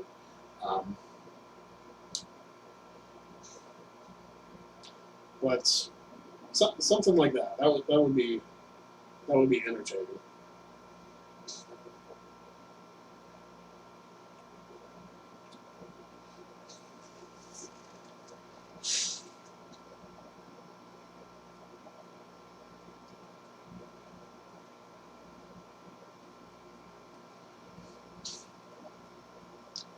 What else you guys want to talk about? We got an hour, guys. We're here for the long haul.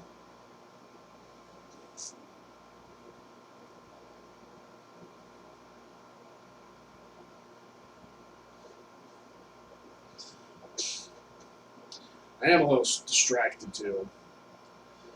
See, the WWE Champions mobile game, they like to run events on weekends, and when they run them on Sunday, it makes my life difficult.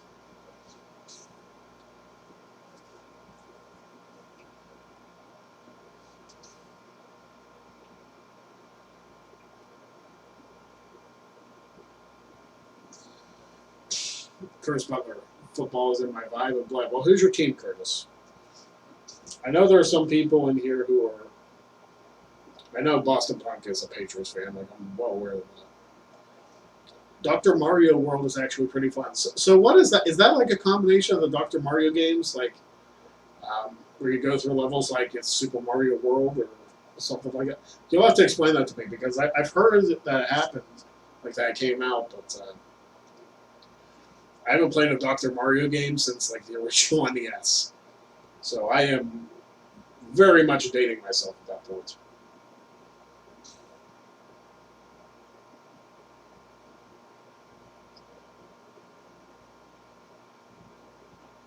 It's like Dr. Mario meets Candy Crush. Okay. So it's kind of like you go through the levels and you. Okay. Is that for? I'm guessing that's for the Switch then. That would be a sweet game actually. Sounds fun.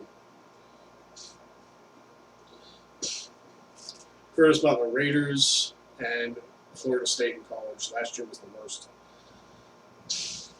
Yeah, I'm Notre Dame in college, and I'm Steelers in pro. And of course, Steelers can't beat the Raiders in Oakland, so you got to enjoy that. I didn't enjoy that, but you got AB this year. I think you got Vontez perfect too, didn't you? I don't know. The Raiders made a lot of offseason moves, so you might do a little bit better than the 3-13 you got last year. Florida State, I can't really remember. Oh, okay. It's on iOS and Android. Yeah, I'll have to get that then. Can't believe I didn't hear about it.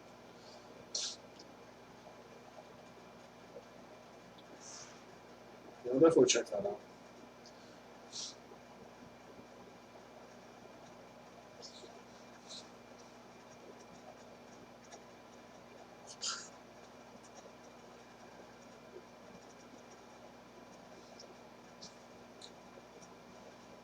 If it's a mobile game, I'll definitely check it out. Probably after the stream's over. Yes, we have bad character dudes. Well, good luck with AB because we had to bench him for the last game of the regular season because we've been a drama queen. So have fun with out there in Oakland or Las Vegas or wherever the hell you guys are now.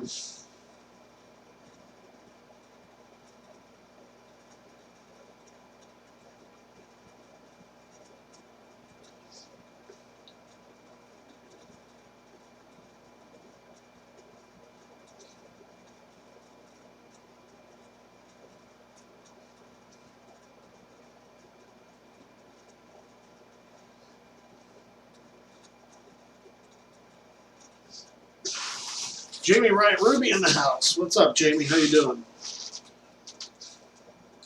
Just talking. I had a tweet that I had to reply to.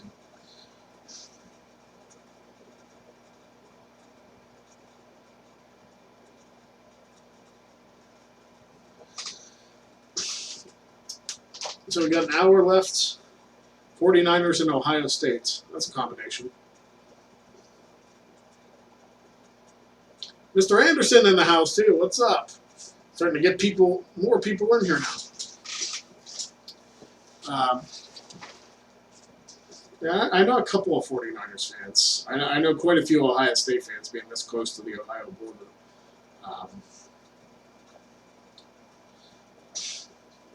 And of course, a lot of the people that I am friends with, not all of them, A lot of them are anti-Michigan in college, so I quite enjoy it. See, last year when All In was happening, I was watching Notre Dame and Michigan because Notre Dame football takes precedence even over wrestling for me. So, so I got to enjoy Notre Dame beating Michigan last season. So that was entertaining for me.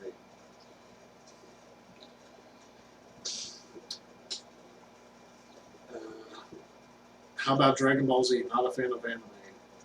Never really seen Dragon Ball Z. I'm not a huge anime person either. I know my like interests are kind of limited. Like I have wrestling, I have sports, I have game shows, sitcoms, sometimes drama, sometimes documentaries. Chris Butler, I have Michigan friends. Well, Aaron's fiance, Caitlin, Michigan fan. Um, I know her dad's a Michigan fan too, from what I've heard. So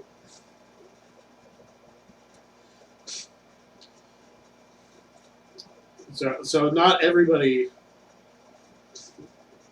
I know is anti-Michigan.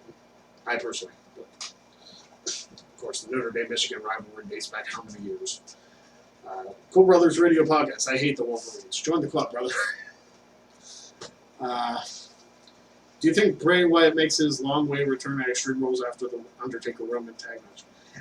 Everybody's trying to book Bray in like different spots of the show. I don't know when he's gonna come back. Mr. Heavy Metal Hero Dude, what's up, Greg Cherry? How are you? Not too bad. Waiting for somebody else to challenge for the Super Chat Championship. It hasn't happened yet. King Daddy Dev's been champion for over an hour and a half now. And just waiting for Extreme Rules. Pre-show starts in about an hour, and there you go. Yeah, I don't care. I don't care for the Wolverines. Just waiting for Extreme Rules, so am I.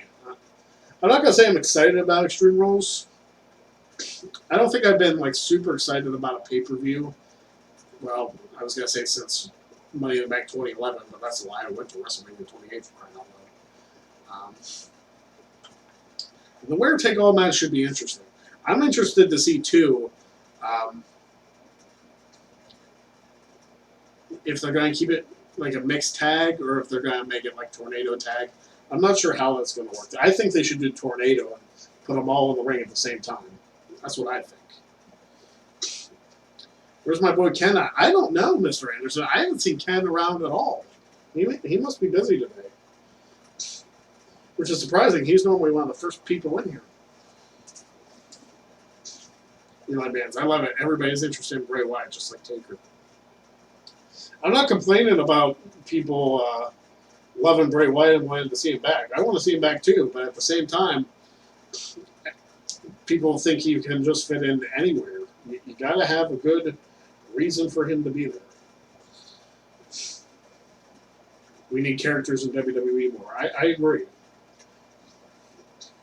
I miss the good old days when like there were clear-cut characters in WWE. And that, I think that's why everybody enjoys Bray Wyatt so much, because he's a completely different character than we've seen before. Yes, he's still like doing the creepy stuff, but it's not like he was previously. It's like a different kind of creepy. Like messing with our minds and like messing with our childhood's minds. When we think of like the Mr. Rogers thing, and then he's like a super creepy Mr. Rogers, you know what I mean? So that part is interesting.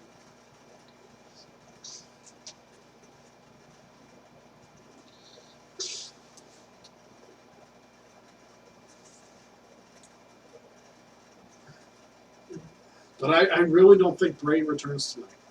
If he does, fine. Then he'll have like a clear goal towards SummerSlam. But I don't know. They've been like slowly teasing it on Monday Night Raw with having a couple of his puppets in the background in the last couple of weeks. I don't know if they did it anymore last week. I'd have to look back at that again. I'm typically terrible with keeping up on the weekly shows. Not by design either.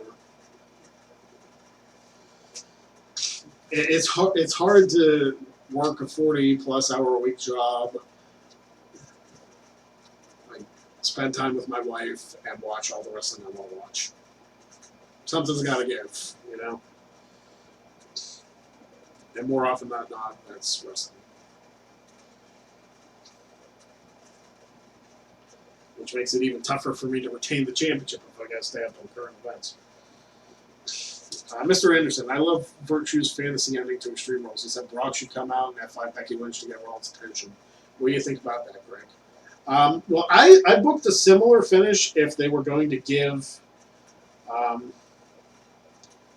Corbin and Lacey the titles. I said that Corbin should hit the end of days on Becky, tackle Seth Rollins, and let Lacey get the cover and win the titles that way. Ton of heat for Corbin hitting the finisher on Becky. I think it would work. I don't think they'd actually do that. But hey, we saw Orton, we saw Mysterio hit a 619. Ziggler hit a super kick, and Orton hit an RKO on Nia Jax in the Rumble. So I'm not ruling anything out anymore. Cool Brothers Radio Podcast. Who wore the belt better, JBL and the WWE Champion, or Ron Simmons and the WCW Championship? Both of them were good champions.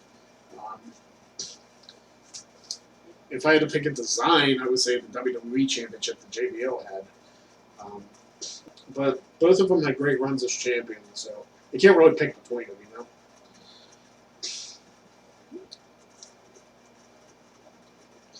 And plus, JBL's, the way he won the championship was a little weird. It was an overturned decision. Ron Simmons clearly beat Vader. So, and that was like a huge moment. That crowd went insane when Simmons pinned Vader after a power slam. That's a clip I love watching. I love watching that clip. And like Ron Simmons wins the championship, you see people out in the crowd crying because they're so happy they won this. So good. Curtis Butler, APA question. What's your APA question? And hopefully you don't mean the writing method you have to use in college. Because I couldn't help you with that. I had to look it up every time. Also, Kevin Owens is babyface again. Does this mean that him and Sami Zayn are over with? Probably. You need to keep Zayn a heel.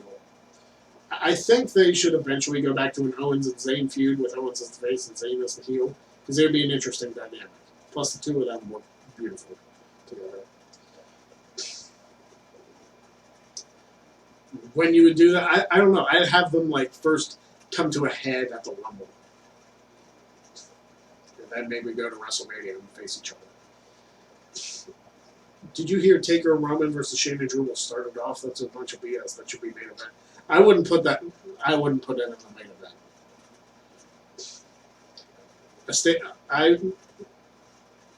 There are certain tag team matches that should main event. Quite frankly, a tag team match is probably got to main event anyway. It's probably got to be the dual title match.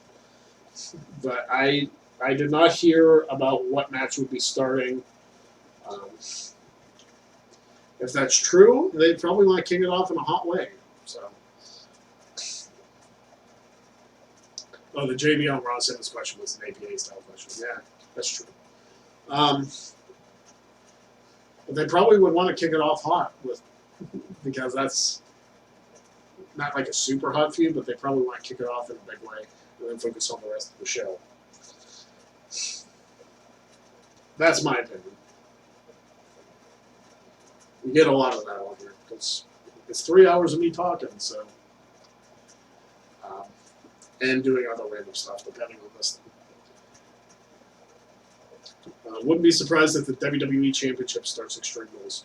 You know what? I honestly would not either.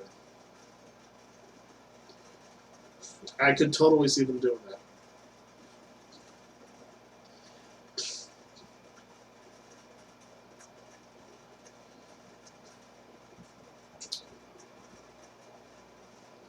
Again, whether they do or not remains to be seen.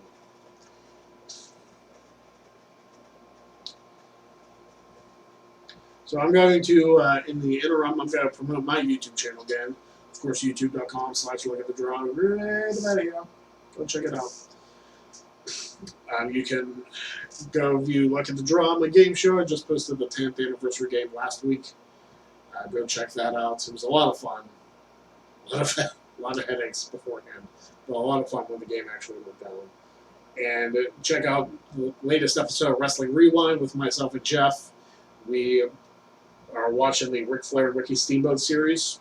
We're just watching matches now as opposed to full-blown pay-per-views because I know I do the 3 hours of me talking every stream, but it would be 3 hours of both me and Jeff talking. So, yeah, go check that out if you want. I really should do like the live premieres, but I don't have enough viewers to like do super chats during that show while Jeff and I are talking. I think I'm up over 900 subscribers, so once I get to 1,000, I think I can start doing the super chats.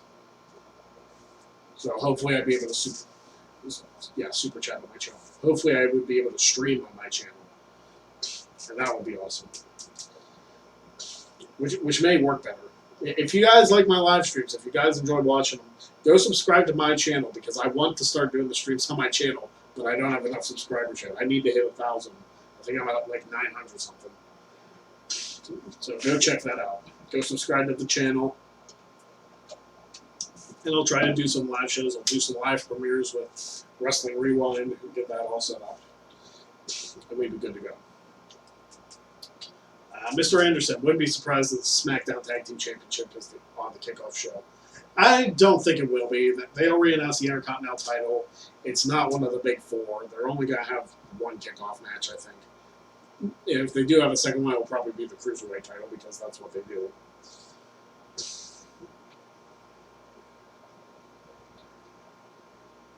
I don't think I would want to have the SmackDown Tag Team Championships on the pre-show. They don't use Asuka anymore because after the streak ended, they quit using her. Did they like completely forget about the freaking Kabuki Warriors? Like, is that not a thing anymore? Asking for a friend. And like, why are they not doing Jack Squat with Asuka and Kairi Sane? Especially if you want to build towards next year's WrestleMania, which the whole pirate ship gimmick. Cool Brothers Radio Podcast, favorite looking championship belt of all time. I want it. I wanted it for so long. The Winged Eagle Championship. They just released the white strap version too, which is kind of awesome. But I want the Winged Eagle Championship in my possession. It's still my favorite design of all time. The Undisputed Championship is a close second. Like the championship that JBL carried around. Before the Spinner title. That championship was a good looking one too. I have the Intercontinental title, obviously. That's the championship I use for my freaking... Glorious! No, I won't give in till I'm victorious. And I will defend. I didn't hear it right away. The podcast, Cool Brothers Radio Podcast, just subscribed. I appreciate that. Thank you for the subscription over on my YouTube channel. So that's awesome.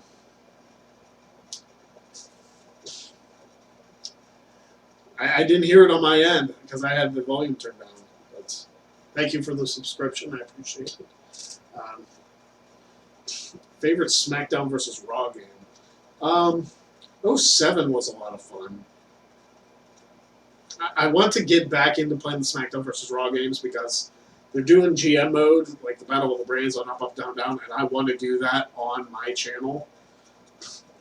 I want to bring that. Thing is, like, I need somebody who lives close or somebody who comes up and like cans a bunch of episodes with me, just so we have a ton of time to do it. And it's hard to coordinate schedules nowadays. Like, I really want to do that. I really want to like do something like that with like Travis or something, and he and I just make our own rosters and go from there. That would be a good time. I like 2006 where they do the rivalries for you. Yeah, I mean that's the game they're playing right now. Woods and Breeze are.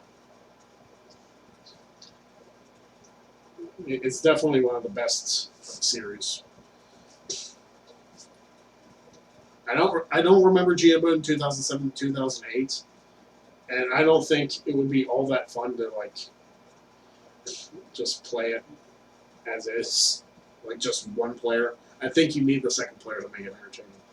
So I wish I had people like close by to play the game, like with me in person, because I don't think that's a game I can do over the internet or anything like that.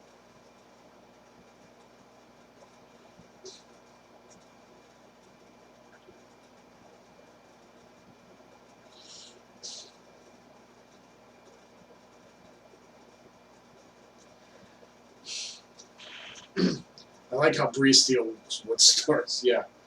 Well, if you've been watching, I don't want to spoil it for anybody who hasn't uh, been watching the series,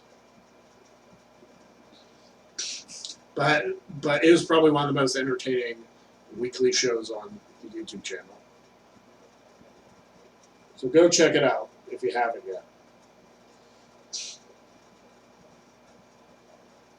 I spent hours upon hours in Creative Wrestling SmackDown vs. Raw 2006. I do the same thing. I spent like at least 4 hours on just my character in like the new games, and I hope there was talk about them doing um, there was talk of them doing like a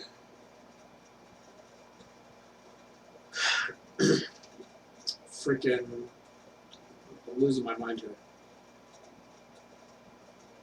There was talk of them doing a separate WWE game to rival. Oh my gosh. I almost died.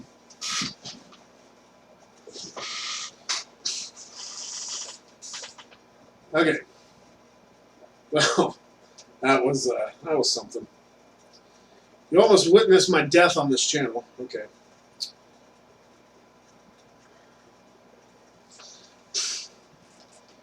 Anyway, like I was saying before, my life flashed before my eyes. They're planning on doing like a video game to challenge the 2K series, which they need to do. They need to have a video game where you can go in and wrestle and like pick your own entrance theme and stuff, because like they need to get away from the 2K series. That's the problem. Like they made that something, and it's kind of obnoxious, honestly, that you still, like, years later, cannot put custom entrance themes into the game. It's so obnoxious. Because, like, that's one of the biggest parts of a wrestler is their entrance. How can you leave that part out of the game? You know? Drives me insane. Retnick, I made an entire roster of Marvel superheroes, filled up all 30 CAW slots. Well, that's awesome.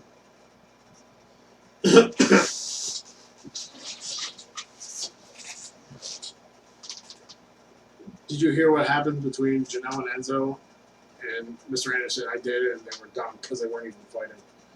Yeah, that's about right.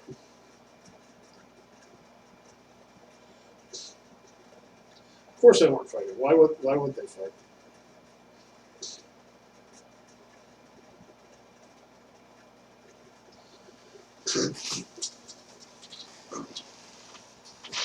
Oh my goodness. I just leaned back again. I thought I was going to die.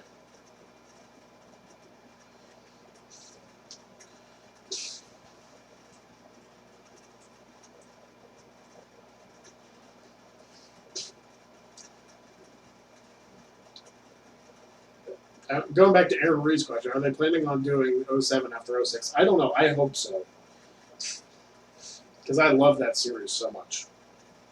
I love the GM Mode series. It's easily my favorite.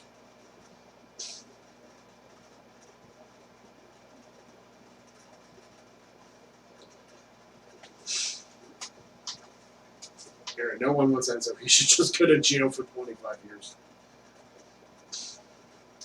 Mr. Anderson, do you think we will ever see Kane return to wrestling? I'm sure at some point. Last time he did, like, he went to the Saudi show and raised like a bunch of money for Knox County, which that's cool. I mean, it's cool that he did to help out his like the place where he's the mayor. See, Kane is the example of like a good politician using things for the betterment of where he is, like, has his jurisdiction.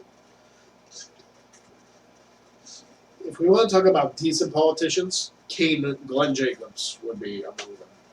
It's probably a short list after that, but Kane would definitely be my pick.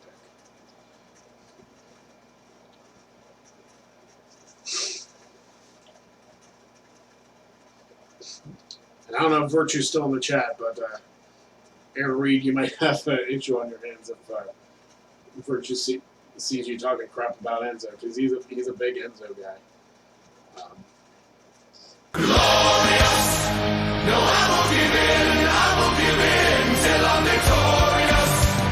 And I will defend, Mr. Adlibs just subscribed. Appreciate that. I don't even see him in the live chat, but okay. I'm not going to complain. Hey, got more subscribers to the channel. That's what I like to see. Aaron Reed says they overused Kane after the corporate authority gimmick. Did they really overuse him? He wasn't there a whole lot after he got kicked out of the authority.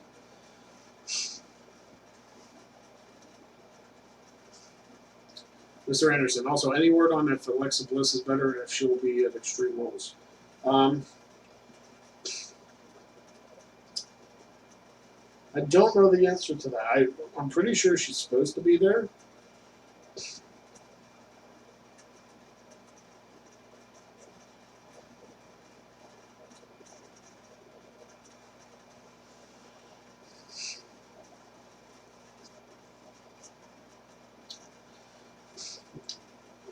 I'm pretty sure was getting over a sickness.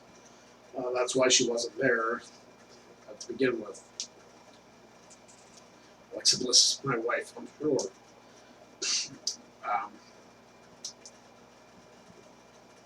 So what do you guys think? Like, what matches are you guys looking forward to at Extreme Rules? We've talked about Black and Cesaro. We talked about the dual title match, the winner-take-all match. We haven't talked about Strowman and Lashley much. I know I brought it up like close to the beginning, but we haven't talked about it. We haven't talked about it a whole lot. That match could be like a sleeper match. I'm not talking about like falling asleep during it. I'm talking about it's the last man standing, so it should be brutal. Cool Brothers Radio Podcast. Sasha Banks' possible return. I hope so. I miss me some Sasha Banks. Aaron Reed, I'm looking forward to Taker returning. I hope he has a good outing. Mr. Anderson says Strowman versus Lashley again, no thanks. You didn't care for the spot on Raw where they exploded through the stage and Corey Graves said, holy shit, live on Raw?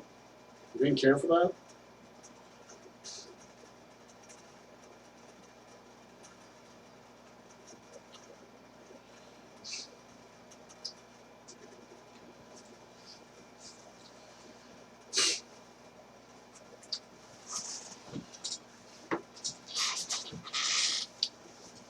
I mean, I think it could be okay.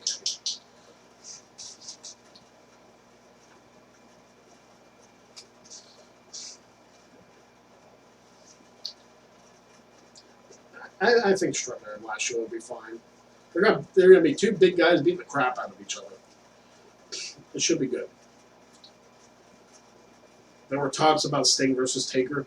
I think that's video game promotion, or it was promotion for their YouTube show that they did, which was WWE Reimagined.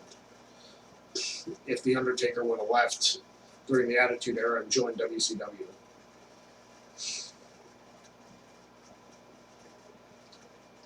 We're talking about Goldberg ending, or Taker ending Goldberg's streak.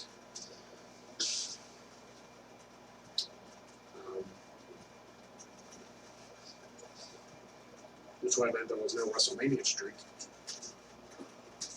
There we go.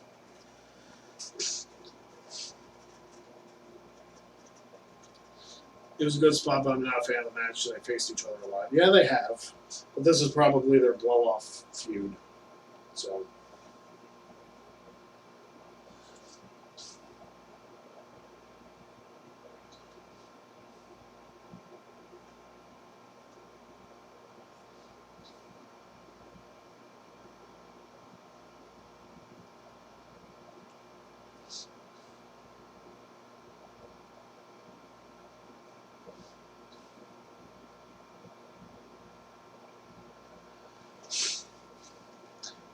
I don't know. I think it'll be okay.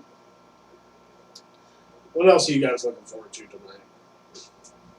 I am with the Cole Brothers Radio podcast that Sasha Banks' return would be a big deal, especially if she returns in the middle of a handicap match. I hope that's the case. I think that would be very beneficial, actually, to everyone involved. AJ and Ricochet. I mean, a lot of people aren't talking about AJ and Ricochet, but those two will probably tear down the house against each other.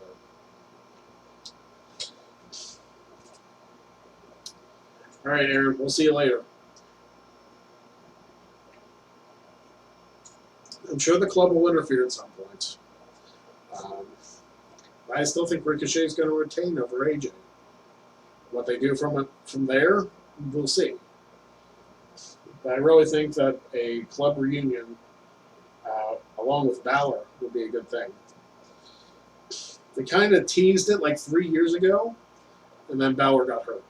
So, I don't know.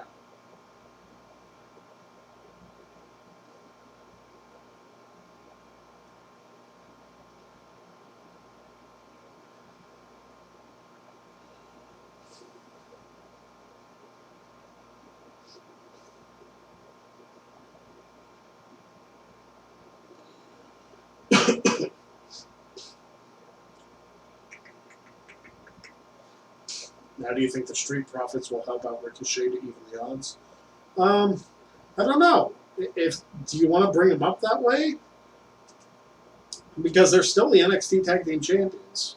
Not that that stopped the friggin' Viking Raiders, but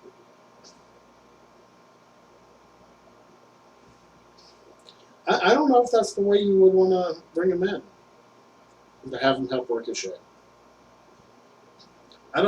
Then again, I don't know who you would have brought into, like maybe the Usos or something.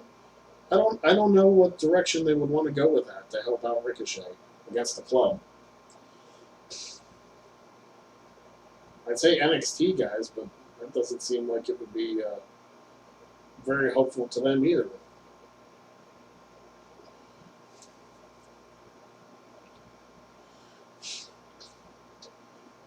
So I don't see the Street Profits helping Ricochet out. I might be wrong, but somebody's gonna have to counter the club, right? Just depends on who it is.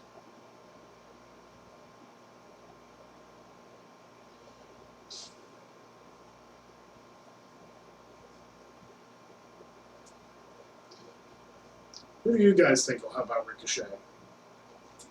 If anybody. I mean, nobody. It might be nobody who helps him. Maybe AJ does win the title. I predicted that he wouldn't, but my predictions have not been great the last couple months. I've dipped in the no DQ polls lately.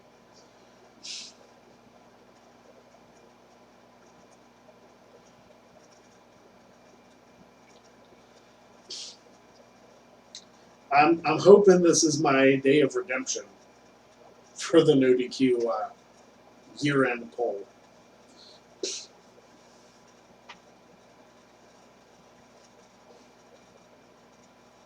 Because I could really use it.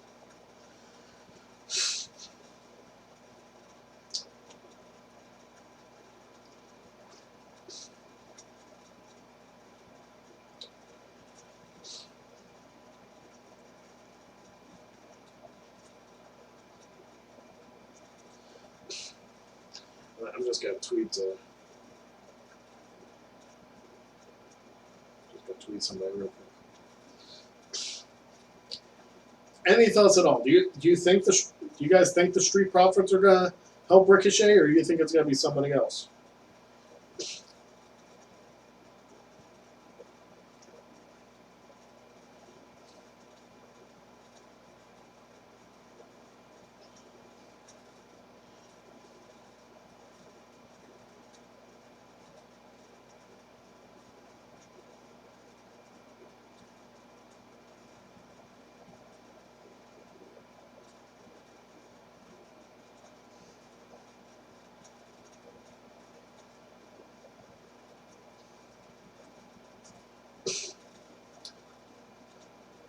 See if I'll jump on my stream at the same time.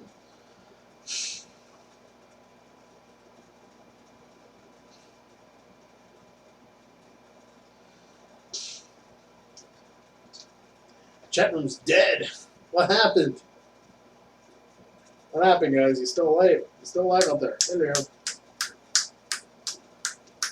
Snapping everyone. Everybody out there fell asleep before the Extreme Rules pre-show begins. What happened? Is everybody that excited about it? Mr. Anderson, I was also thinking of Revival, but they're heels at the moment. But they also had a Twitter thing going on with the club. That would be something. If, in fact, the Revival turned babyface and helped out Ricochet. Because they just, listed a bunch of teams that they said they were better than. Curtis Butler's wanting me. It could happen. I mean, maybe a heel turn won't happen tonight, but a face turn will. We don't know.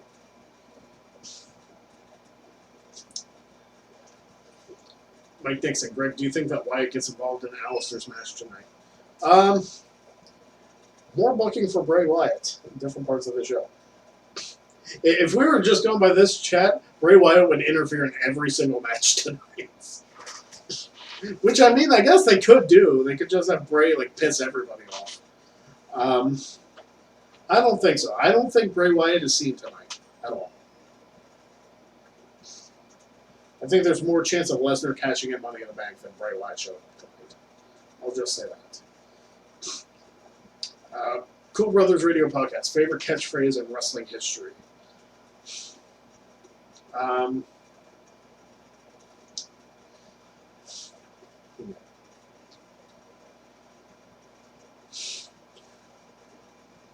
mean, it's kind of hard to argue against, ooh, yeah. I mean, that's a cool catchphrase. And Savage was just amazing.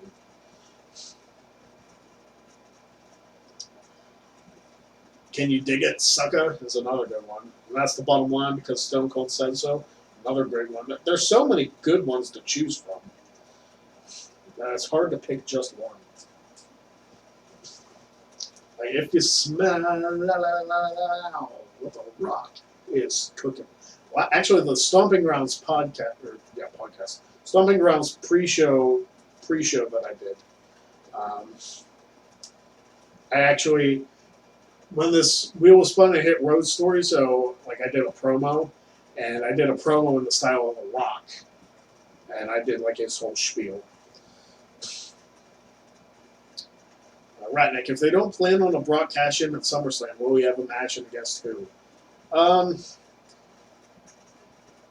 I don't know. You would figure that they would want to have Brock Lesnar at SummerSlam. Excuse me. I'm getting congested. I've been congested since freaking December. You would figure that they would want to have him on the show in some capacity. But he hasn't been seen since he did that like goofy little dance.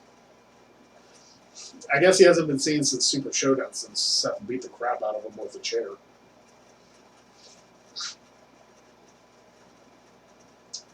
Curtis Butler, Shelton Benjamin's promos are funny to me. When you're talking about him just like staring off, because that's actually better promos than he's got before. Which is kind of sad when you think about it. But Benjamin was never the greatest promo guy. Hate to say it. Love Shelton Benjamin. Fantastic athlete. Not the greatest in the promo department. Again, personal opinion.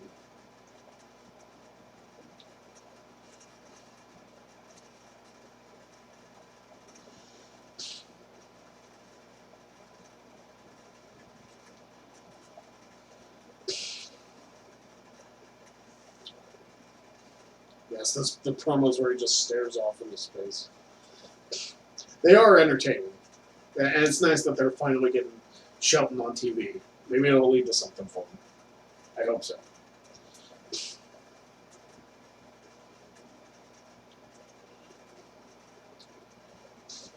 Mr. Anderson, what do you think about Roman Reigns weighing in SB Award for his leukemia speech from October? I'm fine with it. I mean, the man actually is actually dealing with cancer. Him fighting back from it and coming back from Mania. It's say what you will about Roman Reigns, like the character, but Joe Anoa'i, did I pronounce it? Whatever. The actual human being dealing with it. It's not an easy thing to overcome. But he's coming back. He came back from it. He's been working, and it's in remission, so that's good.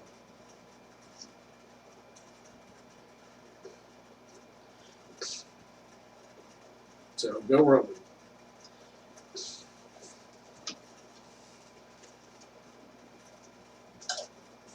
So that's what I think about that. We got 20 minutes left. Does anybody want to try for the No DQ Super Chat Championship? Otherwise, King Daddy Dev's got it for the night.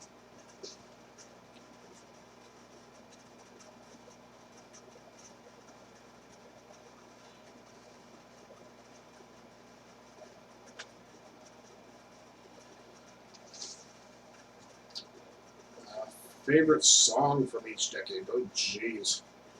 I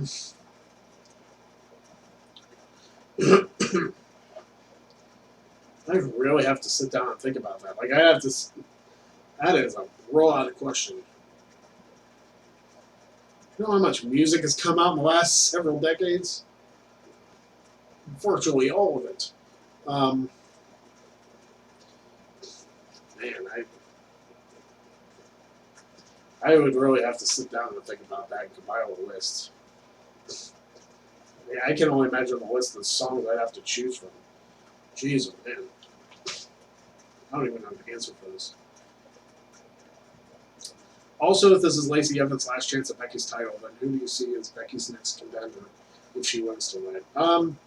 I mentioned Sasha Banks. Like, I mentioned that she would help out Bayley. But I see a more likely scenario that Sasha steps up to Becky next. Whether she's there tonight or whether she'll show up on Raw tomorrow night to set the SummerSlam match. I see Sasha Banks being the next challenger to Becky Lynch. And those two will have a phenomenal match against each other. So looking forward to that. If in fact that's the route they go. And if they decide for Sasha Bayley instead, I'm fine with that too. Sasha against any of the horsewomen is going to be gold. Say what you will about her, but Sasha is an incredible in-ring talent. Lots of people don't agree, but This is my live stream. I'll say what I want. It's hard to believe that they're going to continue the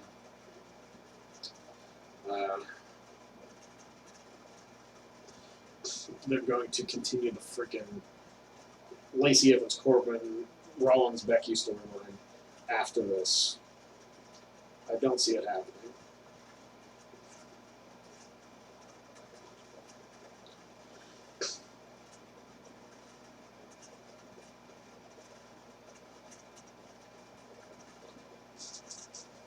I was thinking Ronda Rousey to return to face Becky. That was also something else I was thinking about. Because Ronda and Becky never had their one-on-one match. They were supposed to, but they never actually had it. So that would be a good idea too. To have Ronda come back. Maybe at the conclusion. Snap. That's brilliant. That's a brilliant idea. What they could do is Brock Lesnar could cash in Money in the Bank, and his tag team partner, like, to win both titles would be Ronda Rousey, so Brock and Ronda could win the titles together. Oh, why didn't I think of that before? That's good. That's good. Holy crap, is that good? Oh, why don't I write for WWE? That is so good. So good. Oh, wow. I can't believe I didn't think of that before. Oh, wow. That's awesome. That is so cool. I would be for that.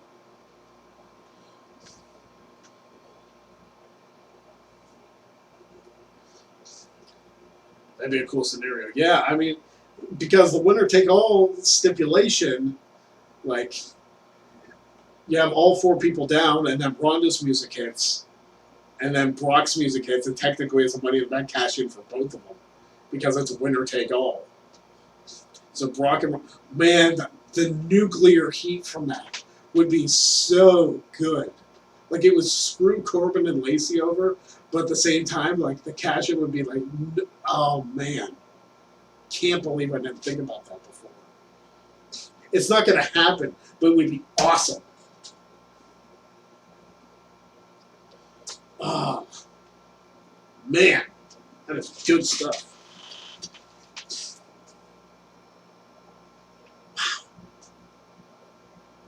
If that does happen tonight, I want everybody to come back here to this stream, because they'll be posted up on this channel. Be like, Greg Cherry called that at like the end of his stream, because nobody's brought that scenario up to me that I'm aware of.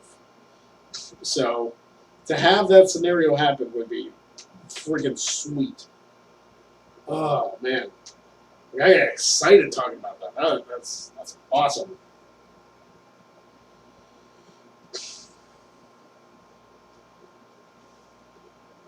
Man.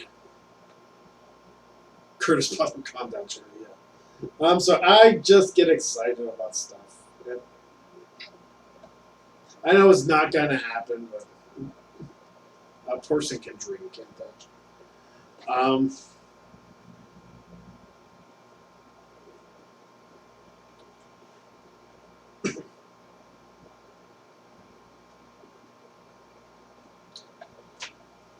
So, we're going to go about 10 minutes left in the stream. I was hoping to do like a special spin. Yep, still going strong, only for another like 10 minutes or so. But we're going to keep going as long as we can.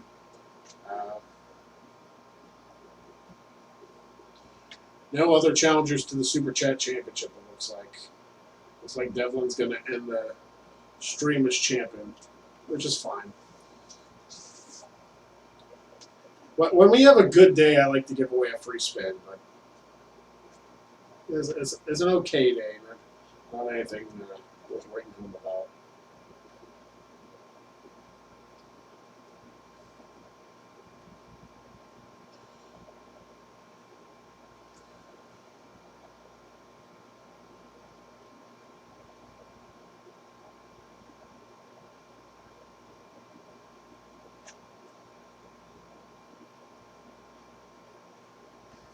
So what else are you guys thinking?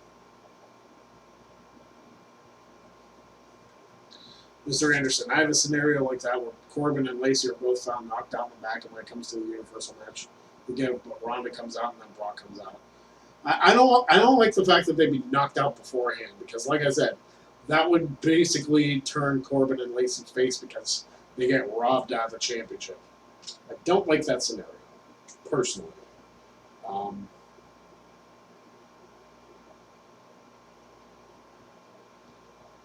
But not to say that that can't happen.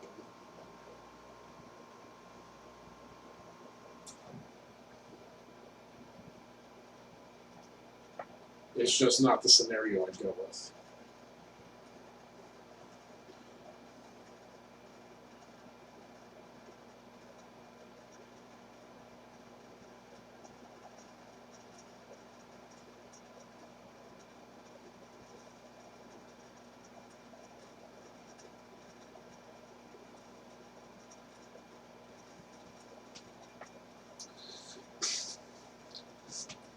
They beat up Becky and Seth. Yeah, okay. Well, like I said, I don't care for the scenario where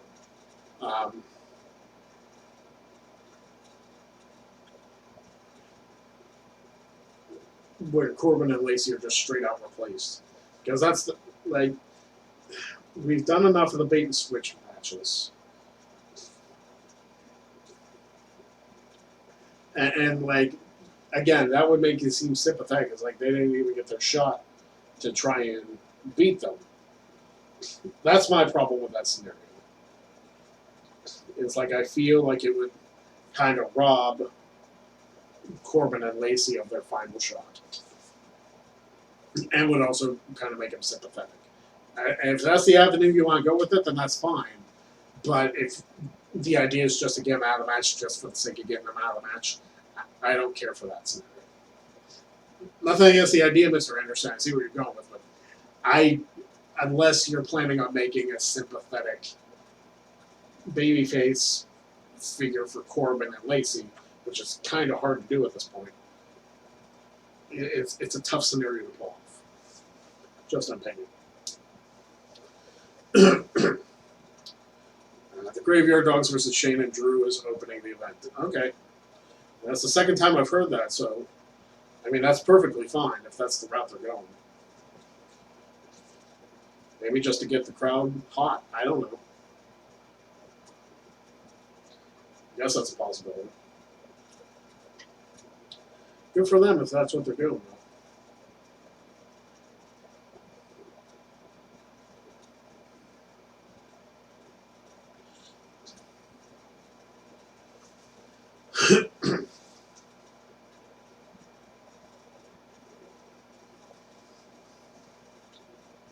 Might not have been the match I picked to go first, but I probably would have put more in the middle of the card. I would not have a main event, though. We talked about that earlier. I would not have that tag match main event. It just doesn't make any sense for a two main event. I guess I consider. Alright, so I may as well get my plugs out now. For those still watching, follow me on Twitter and Instagram at PA Sensation. Go subscribe to my YouTube channel, youtube.com/luckofthedraw. Go check it out. Tell your friends about it. Check out all the cool videos up there. Go to prowrestlingtees.com/PA Sensation. Buy one of my shirts. I still need to see. I don't think they've done it yet. I want to see if they put my fourth design up there. Because I had four before. I had one taken down because nobody seemed to want that one. So I'm putting up a fourth one, and it's... I love the design, personally. I hope they're able to put it up. We will see, though. And let's see if we can't get one more wheel spinning here before the pre-show starts. That's what I'm hoping. I'm hoping we get one more in before we sign off for the day.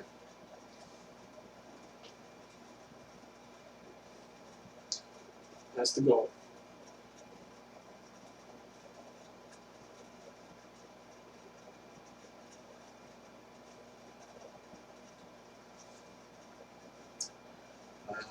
Eddie, thoughts on Bischoff bankruptcy filing? The guy had success in WCW for 83 weeks, but after that, all of his businesses failed big time.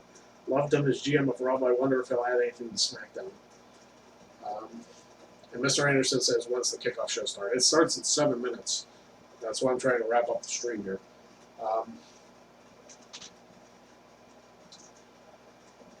I mean, that's kind of sad. Like, is that a recent thing that he had to file for bankruptcy, or is that after, like, shortly after WCW? Like, I don't know. If he's just a creative mind for WCW, is he working for somebody and not running a business? I'm not worried about it. But I don't know. I like Eric Bischoff. Some people on the No DQ staff, virtue, don't care for him. But I don't mind Eric Bischoff. He's never done anything to me. Sure, he was part of WCW when it was going through its terrible 2000 year. But I mean, every business has a bad year.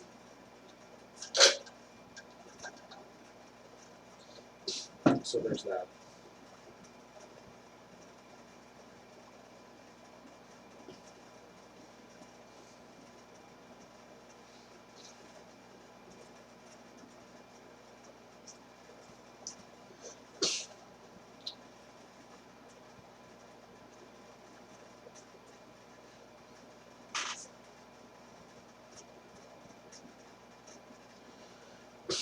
All right, so I got all my plugs out.